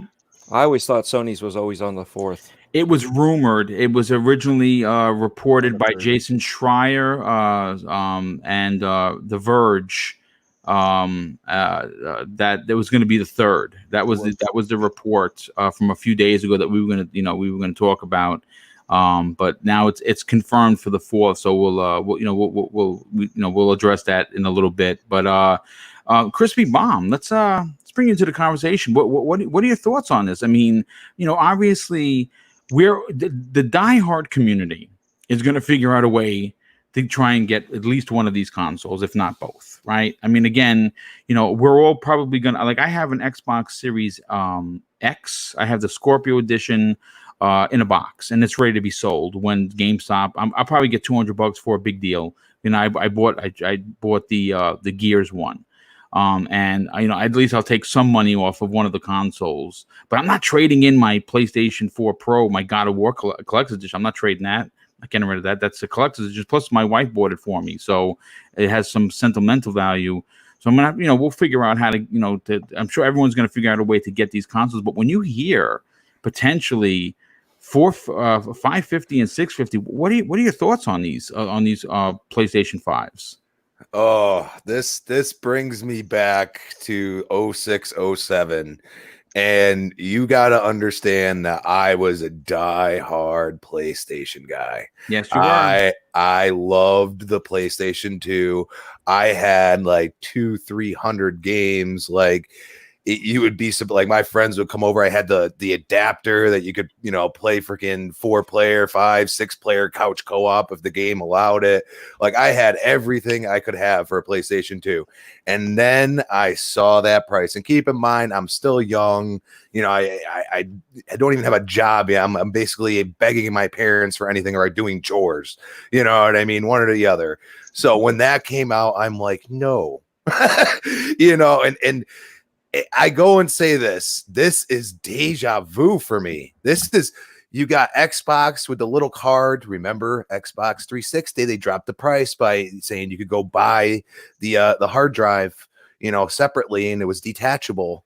Okay, this is like deja vu for me. I'm like, and that's my concern. Everybody said, "Oh, what's PlayStation's solution to adding more storage?" Because if you use a regular hard drive, you're gonna have to like spend some time, in the back end, moving it to the SSD and vice versa and whatever.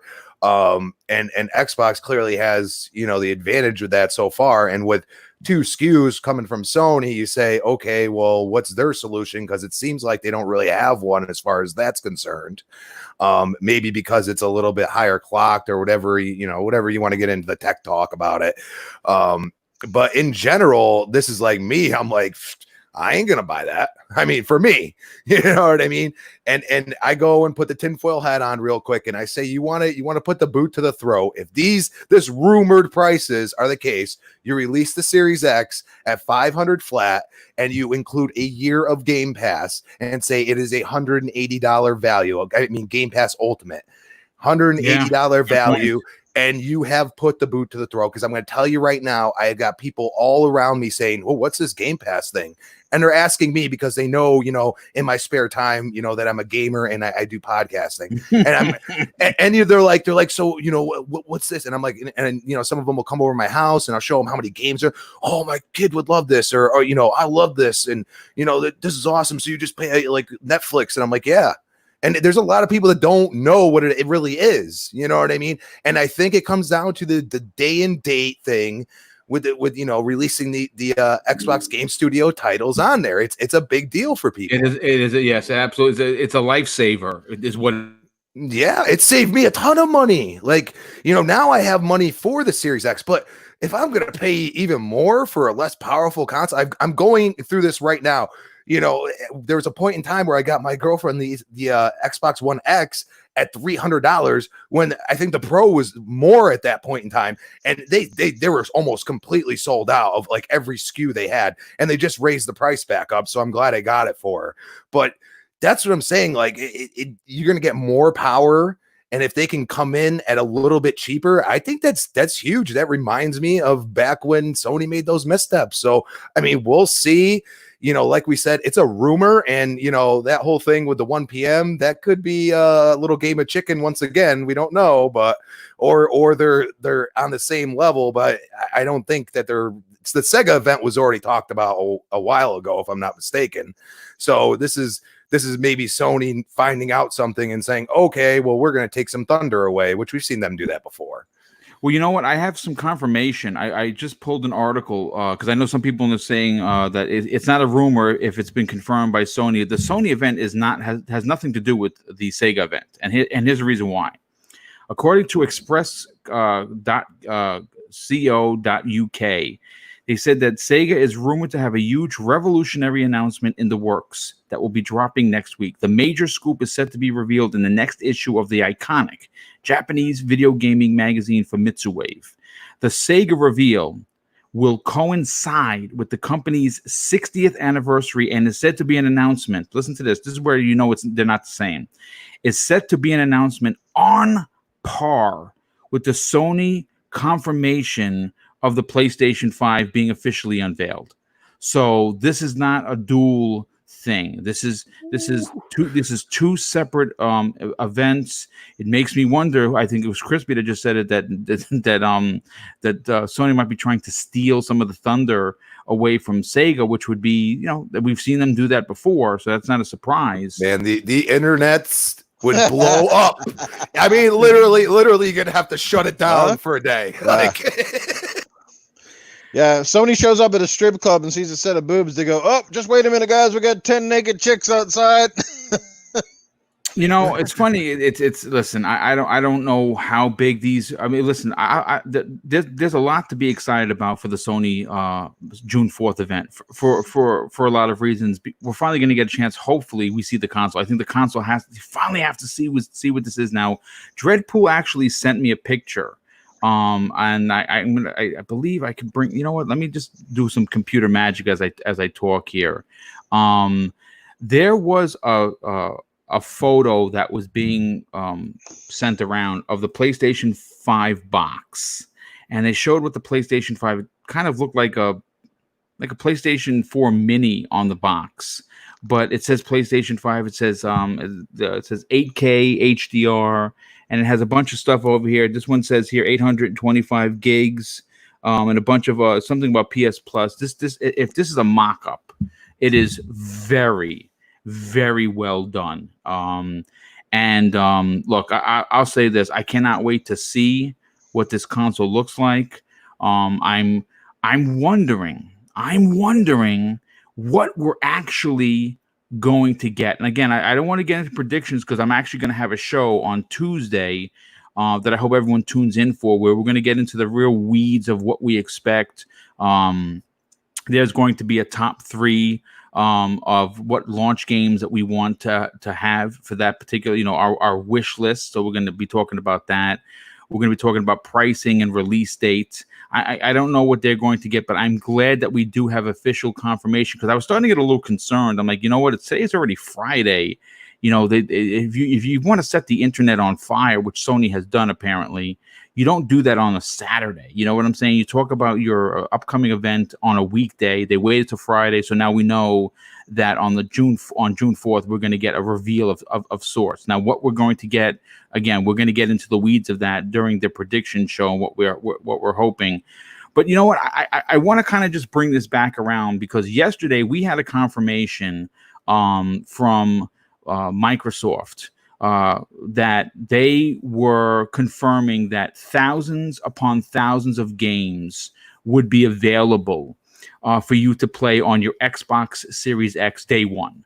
And Jason Ronald, who is the lead dog, if you will, when you talk about the Xbox Series X hardware, he wrote an article on Xbox Wire that was phenomenal. I quoted the article. In fact, I read verbatim, which I normally don't do, but being that we have gamers on here that didn't give their opinions on it, I thought it might be interesting to get the temperature of the room, as well as, of course, the chat. Now, we know that the old stigma for Microsoft is, we don't play old games, right? Old games don't matter. Where that is a conversation that really holds no weight to many people, not only on this panel, but in the chat, because we all have ridiculous backlogs, right? We have backlogs that go on for years. And what we have confirmation is that not only will you be able to play these games on your Xbox Series X day one, the interesting and most tantalizing aspect of this article is that the console is going to take full advantage using the GPU, the CPU, and the SSD to its advantage. So basically saying that every game that you pop on this console is going to run natively better in every way, meaning, and according to the article, games that ran at 30 FPS are going to run at 60 FPS. Games that are currently running at 60 FPS will go up as high as 120 FPS if your TV can handle such a load.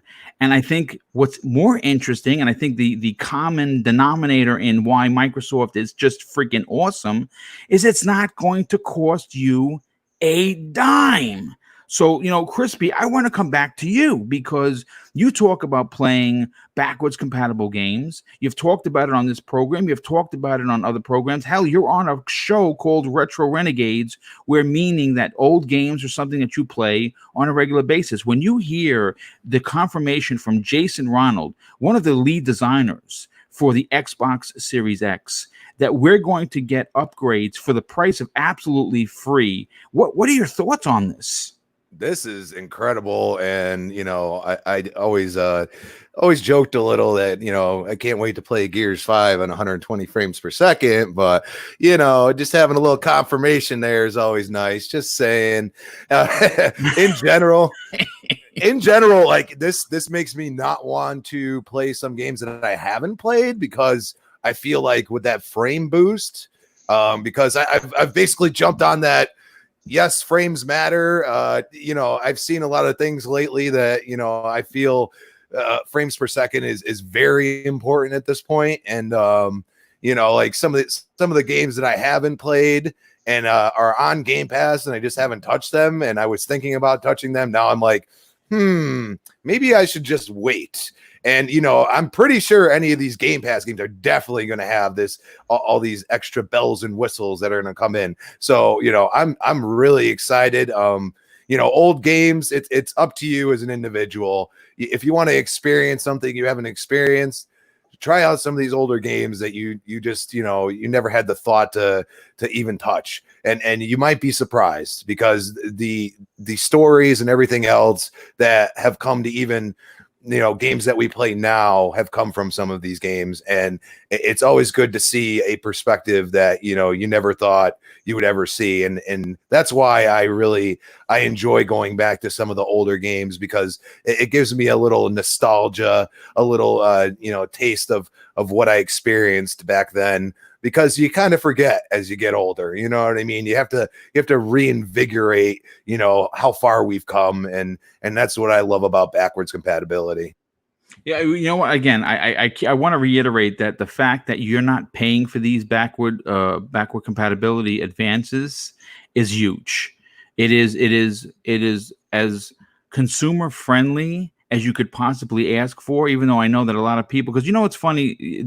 The word narrative is something that as podcasters we use on a regular basis. And I really don't want to get too deep into the weeds about, the Sony camp versus the Microsoft camp, because that's dirty water. And I really don't want to, get again, too much into it. But what I do want to say is that when there was rumors of the PlayStation, potentially the PlayStation 5 more specifically, being able to play your entire PlayStation catalog, meaning PlayStation 1, 2, and 3, and of course 4, the cheers that were heard worldwide, right? And the minute that we had confirmation from Sony that, sorry, PlayStation 1, 2, and 3, you can do it on PS Now, but you're not going to be able to play. They're not going to be able to play those discs or those games, on your PS5. Then we heard old games don't matter, and I'm here to tell you that yes, old games do matter. And I think what's very very interesting about this particular article is Jason Ronald specifically targets talking about the artistic creativity that is preserved by the creators of these games that have life-changing magnitudes in when you think about how people are moved by stories. Same thing with a book, but except with a game. Now, what I love about him going into that is he uses the word respecting the artist's creation and championing that creation. Noof, when you hear words like this, when you hear that they are doing this to preserve the artist's vision, These are powerful words, and it goes so much beyond, oh, the game is old and it's backwards compatible. Who gives an F, right? But they really drive home the point that not only is it important to Microsoft to preserve the artist's dream, but to allow said player who purchased these games to play them because they're already paid for. What are your thoughts on this, dude? Well, like I said, we touched on it kind of earlier where I said, that was the difference between the old generations and now. Now we have digital libraries. We have, we're able to access our save files and stuff all through the cloud and different things. And we have these massive communities through our Xbox Live and PlayStation Now accounts. So like I said, the entire ecosystem of how we play and consume our games is completely different than it was, 10, 15, 20 years ago. Old games do matter. Sure, a lot of us may not play them that much anymore, but I can't imagine my library without some of the classics that we've known over the years.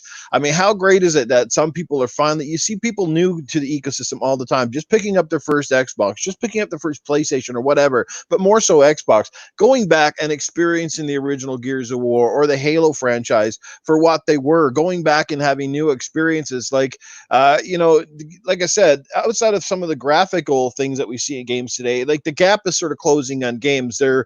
And we're also seeing a resurgence of older style games through the indie software as well. Like the indie stores now and the amount of games that we're getting, like those are new games, but they look old. You know what I mean? Like we've seen a resurgence of that 16-bit era come back. Some people really enjoy it and some people don't, but that's the beauty of games and having those options. We can play what we want when we want. We should always have that ability to play those games at our fingertips, at our disposal, because like I said, that is the history. We can't imagine the movie industry without you saying, oh, well, you know what? I hate old movies. I can't stand Indiana Jones anymore. I watched it when I was 10, but because that movie's from the 80s, screw it. I don't want to watch it. Like, see the philosophy. Why do games have to be so different than what we see with the music or the movie industry? People love the old movies. People love the classics. Yeah, sure. Maybe, I enjoyed Indiana Jones a lot more when I was probably 10 years old than say some 10-year-old kid would enjoy today, because they've grown up in a different era. They've grown up in an era where special effects are crazy and they have their own icons and their own actors that they enjoy. My hero growing up, obviously in the movie industry, I mean, I love Stallone and I love Schwarzenegger. Kids growing up today, most of them don't even know who Stallone and Schwarzenegger are outside maybe social media. They're like, who are these two old fossils? You know what I mean? So it's no different than with games, right? The games shouldn't be looked at like that. We should have them, and I love how some people are bringing them back. You don't have to buy remasters or remakes, and some people hate them, and I get it. But again, those type of games, they help pad the accounts for the companies, because when they have a new IP that comes out and isn't so successful, well, there you go. You sell a ton of the remake or the remaster. They kind of pad those numbers, that the stockholders, and therefore, when they're making money, they bring out more games. Good. Games are games. Options are good. We can't say this enough. Why so many people get sold their panties up in a knot is beyond me. Just go buy it. Buy what you like and don't buy what you don't like. It is that simple. Speak with your wallets each and every time. That's the only way you make the industry heard. You can sit around social media and get on every podcast and bitch and whine and bitch and whine. That shit gets you virtually nowhere. Yes, the console makers are listening to you. They trust me. They listen to you. We wouldn't have the Xbox One X right now if Microsoft did not listen to its fans, period. So like I said, old games are good. I hope that PlayStation brings as many back into the fold as they can, because I think we touched on this earlier. One of the panel members, it might have been Dredd or Crispy, that said, when you got the PlayStation 3 or whatever, and you couldn't play those old games, it was kind of disappointing, right? Now, whether you can do it through online PlayStation Now and you have to pay a price, either which way, it's still an option. The option is there. Each company's going to do things a little bit differently, because again, the ecosystems are kind of the same but very different. But I'm just going to leave it there. I think old games are great. I've been going back and playing some old games already. I've been back playing what I've been like I want to go back to Spec Ops: The Line. I've been playing Ninja Gaiden 3. I've been playing a lot of older style games. Spec Ops: The Line, if no one played it, that is a fantastic game. My God, it tells such a deep story for a third-person shooter. Yeah. I highly encourage you, if you missed out on that, my God, check out that game. Yeah, don't tell me that everybody that's in this chat or everybody that's on these podcasts have basically played and beaten every single game from the 360 or PS3 generation. I'm not buying it. So I think there's still a backlog of great games to go back and play. As if you can just get over that, well, it's old. Well, just because it came I'm out old back and I'm then, still it's doing still new, right? Old stuff can be new for each and everybody. There you go. Go back and some of you guys that maybe not have an Xbox, maybe getting one, go back and play Reach and tell me that's an old game, because I'll tell you right now, that game is incredible. It was so well made, and it's just you're going to be awed at how good it holds up. It was very advanced for its time, to be honest with you. Look at Halo 3. Yes. When that came out, they were able to improve on it, because at that time when they made Halo 3, they didn't have the technology to be able to display the way that they made it until now.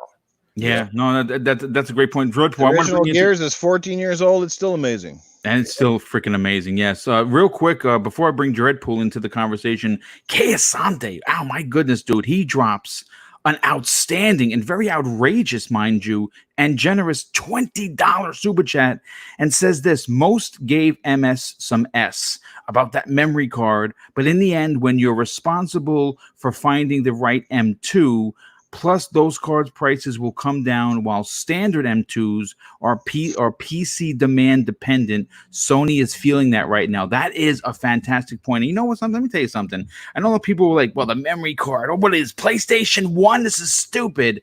I'm going to buy one of those cards and immediately, and I believe that those cards are going to be $89. Remember, I said this first. It's going to be under $100, $89.99 when the console releases. It's going to be under $100 with tax, and you're going to be able to add an entire terabyte to your console with simply just inserting a memory card that's the size of, I don't know, two quarters. I think that is incredible. I think that Sony might find themselves in a bit of a pickle if these prices do come true, but we don't know. Again, take it with a grain of salt. But getting back to the Jason Ronald article, Dreadpool, when you hear that they are passionate about the artists, and that's what they are, that created these games. When you hear Microsoft talk about the value proposition, meaning that if you are a gamer who are invested into the Xbox ecosystem,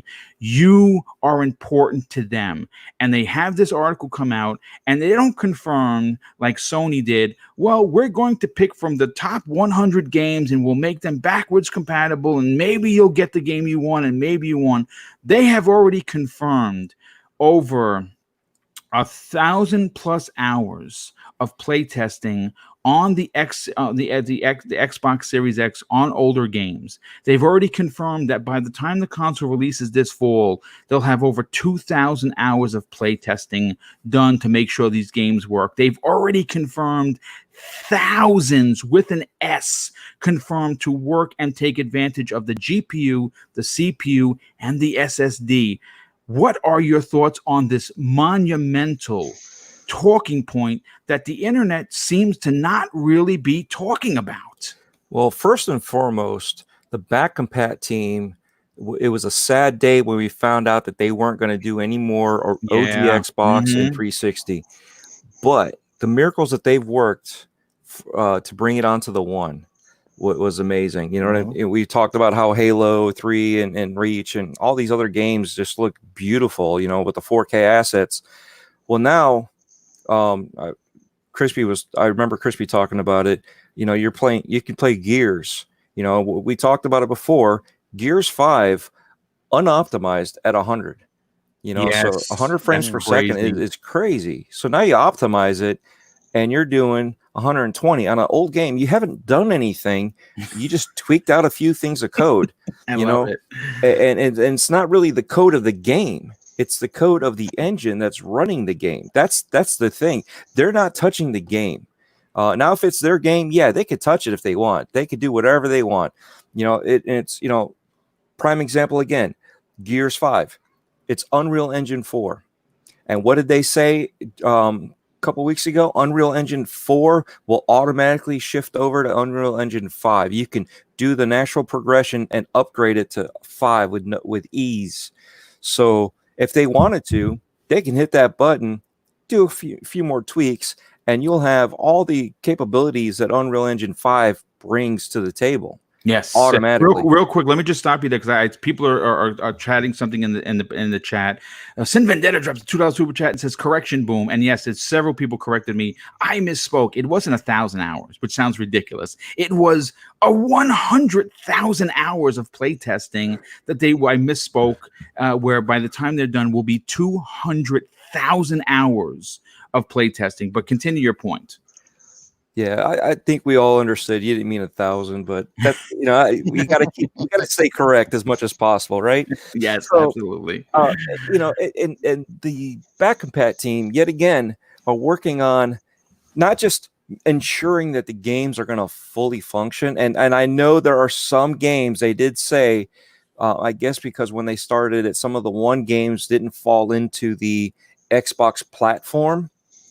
So some of those games will not move on. Okay, and that's one thing. Not to highlight on that, but that's they said that. They said in the article that some may not go because of technical issues and of course licensing. Right. So you got those little issues, but just keep that in mind. But they're also taking these games and not only ensuring that they're going to work, they're making them better, faster, stronger. It's like the Bionic Man.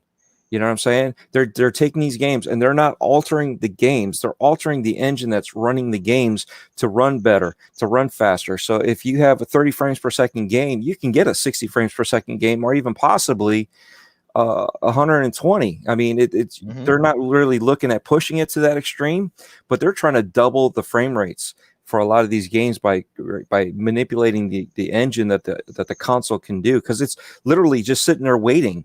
It's so fast that it's waiting for these older games to catch up, spewing the information. It doesn't matter if the SSD is there spewing the information. They have to wait for the engine of the game to be able to say, okay, this is the next line of code that you need to process. And it's like, boom, all right, I'm done.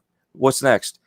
Yeah, it's funny when you break it down into layman's terms, and I saw the reason I'm bringing it up because I saw it explained like this. The genius behind what Microsoft is doing is they are fooling the console itself into, I guess this is the machine learning they were talking about, into running these games as if they were actually on the original hardware, just with advancements. I mean, think about that in layman's terms, but when you break it down to a technical thought process, it is pretty amazing. Yes, and that's the thing. That's what the tech in there. It's not just, I know everybody's right now harping on SSD. It's not just the SSD. It's not the GPU. It's not the CPU. It's not even just the hardware itself. It's everything. The culmination of the hardware. Okay, that is awesome. But guess what? They are also a software company, so they are milking that hardware for everything it's got. So they're able to do all this stuff yet again, manipulating the engine of the console to run these games, to do all this stuff. So we're going to have, I'm literally going to sit there for probably again for another week straight, just looking at the games and how they run and just, okay, move on and start up another game, see how fast it runs. Just look at the beauty of it. All right, start up another game, not even play, and that's what I did with the Scorpio. When I first got it, I was playing with the insect game or the whatever demo, the tech demo, and just like, check this out, and just showing, and then going from game to game to game, just like, I don't know what to play. They look beautiful. Yeah. No, listen, again, there is a tremendous amount to be excited about. Real quick, Gamer by Choice drops an outstanding and very generous $5 super chat and says this: I love GTA 5, so if I can play the game at a better frame rate and resolution, I'm all in with Xbox. I hope PlayStation does it. If not, that's a big advantage for Xbox. I got news for you. I know that Sony has been very, very coy about backwards compatibility, and I got news for you folks. I got a story sent to me by Archimedes, who you know him from being on the panel for the Xbox Factor podcast, and it appears that we are, as fans, are going to be tremendously let down by Sony's PlayStation 5 plans for backwards compatibility. I'm not going to get into it. I have to read the story. I read a little bit while other, the panel members were talking. It's going to be a huge talking point on Monday's primetime gaming. And of course, I'll be looking to add a guest or two. So I'm going to be, putting out the feelers, and we'll see if we can get some, some big guests so we can get some big opinions to match the panel we already have. But listen, folks, I want to say this. We had almost over 350 people watching live. That's a big deal. Again, this is a small show. This is a very small channel. And I got to tell you, I could not have asked for a better 2020 for YouTube, not for the world. The world is not good right now. But as a content creator, I have seen growth unlike anything I've ever seen before. 2020 has seen so much growth for this small channel. I have to once again just tip my hat to this community because, I only have I don't even have 4,400 subs, and I'm not saying only because I'm being facetious. I mean I only have 4,400 subs, but when my videos are getting over 100% views, where the last two got 8,000 views per show, that's ridiculous, folks. So I mean, I could not do that without this outstanding community's undying support for the content that I put out. So I want to thank everybody. And of course, I have to say once again, and I'll keep on saying it, I am so humbled and taken aback by the generosity that this community continues to show me. It is awe-inspiring and most of the time tear-inducing, because it's the super chats do make a difference, and I really want to say thank you for that. But let's get into the outros, and we'll start, of course, with our guests. We'll start with Dreadpool. First of all, Dreadpool, once again, my friend, thank you so much for answering the call. Like always, and like a superhero, and I'm not ashamed to say it, you have really bailed out the show. You came in unprepared with no show notes, and you just completely knocked it out of the park. So thank you so much for being here. Do me a favor, dude. Tell everyone where they can follow you on social media, and also check out your YouTube channel. Anytime, Boom. Anytime I can help out. I'm glad I was able to stay awake and pay attention to see that you sent me something. I appreciate it. I literally got home and I was just kind of vegetating. I was like, all right, I'm gonna pop it on and just kind of listen and hopefully maybe I can interact with the chat. So I'm glad I was able to join in. The chat was always awesome. It's great seeing everybody, not while in the chat, but in person and interacting with everybody like this. So thank you, and it's always great working with all three of you guys. Hopefully everybody has a great Friday. You can find me on Twitter at Dreadpool, and the O's are actually zeros. Yes. And then YouTube, Mixer, Gamertag, and Stadia, all Dreadpool, all letters, all caps. Well, thank you so much for being here, dude. Super, super appreciate it. And of course, again, I definitely love what you brought to the table. Next up, Noof Nukem. Thank you so much for being here, dude. Obviously, it's always great having you on the show. Though I'm just curious, were you able to secure Arnold for a 5-second visit? Did you get in touch with him? Did he get my check? Of course, Boom, I'm always here. I'm always lingering even when I'm not invited to the show. I'm here and I'm always ready to jump in at any time. You just have to let me know when you want me to come in here and answer some questions. Otherwise, I'm usually just at home and I'm playing with my donkeys and all that good stuff. But this has been an amazing show. Great people up in the chat, very respectful. You got an amazing moderator with Lethal Papa. He just gets rid of the nonsense immediately.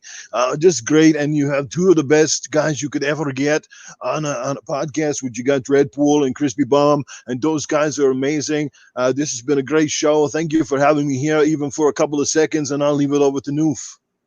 Well, love it. Well, man, as I said, it's always an honor. I love it when you send me the invites. I try to get on to this or any of your podcasts whenever I can, that sort of thing. Fantastic, I said, fantastic guests. Nothing but love and respect for Dread and Crispy.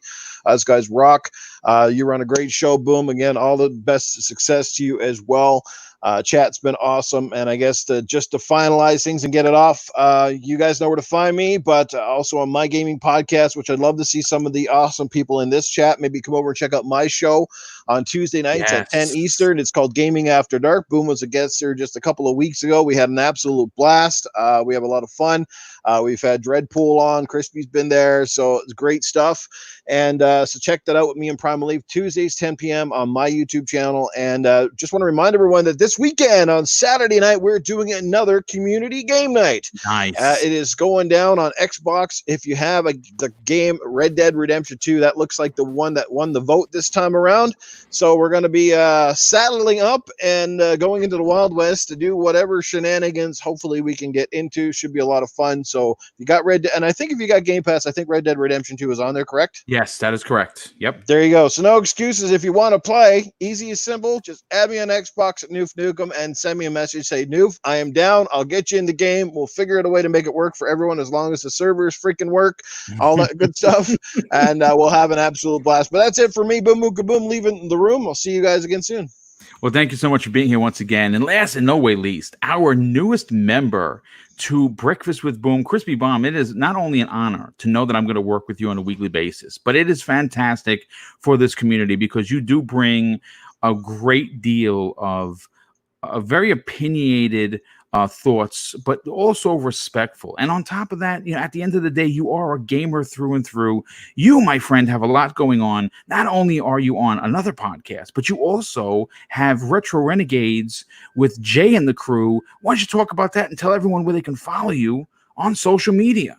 Oh, it's always a pleasure. It's gonna be great to have every Friday morning talking about games with you, Boom, and just to start off my tenure with Noof and Dread is just amazing. I mean, Noof literally is one of the people that got me into podcasting, and I've told it to him 100 times, but he has the greatest voice in podcasting. I'm just saying. That's the X-Radio voice, by the way. Yeah. Shout out to Husk for really getting into it with Noof. It was an awesome podcast. Check that out on ACS Husks. But yeah, the chat was fire as usual. I love the great conversation. Most people were very respectful. We always look for that. You know, I've gone into many of the enemy realm and had a great time with a lot of people. So, you know, I always look forward to that. But it's at Crispy Bomb on Twitter. You can find me on the next podcast tomorrow night, 7 p.m. And you can find me on Retro Renegade, 7 p.m. Tuesday nights. This week it'll be on Supersonic's channel. And you can always find me here Friday mornings on Breakfast with Boom. Well, thank you so much for being here. And speaking of which, ACS Husk, that name may not ring a bell with you, but it should, because not only is he a panel member of Gaming Beyond the Box, which is run by the very amazing community member and heavy block hand. You know him as Wilmy Hood. He interviewed me this week. Nice. I spent 90 minutes with Husk. I got very candid, got very personal, talked about a lot of stuff, including my prior career, prior to the unfortunate shenanigans that has gone on with those knuckleheads and criminals from Minnesota in the incident. But I talked about what got me into podcasting, where I came from, how I got into podcasting, and my affinity for, of course, the gaming media prior to finding out what YouTube was. So if you're interested, head over to ACS Husk on Twitter. I believe it's ACS_Husk on Twitter, and check out that interview. Very, very candid stuff. Some of the stuff you might have heard before if you've been following me for a while, but a really good interview, and I was honored to do it. So once again, folks, I want to close out the show with something I think is now more important than ever, something that my dad taught me when I was a kid, made me a better person, made me a better human being, but more importantly, made me the best police officer I could be. And he used to tell me, son, you treat others how you yourself want to be treated. And also, it doesn't cost anything to be nice. You live by those rules, and I can absolutely guarantee you that you are going to have an amazing day. So once again, everyone, thank you so much for coming out. I hope you enjoyed today's show, and we will see you next week on the newest episode of Breakfast with Boom. Take care, everyone, and have a fantastic weekend.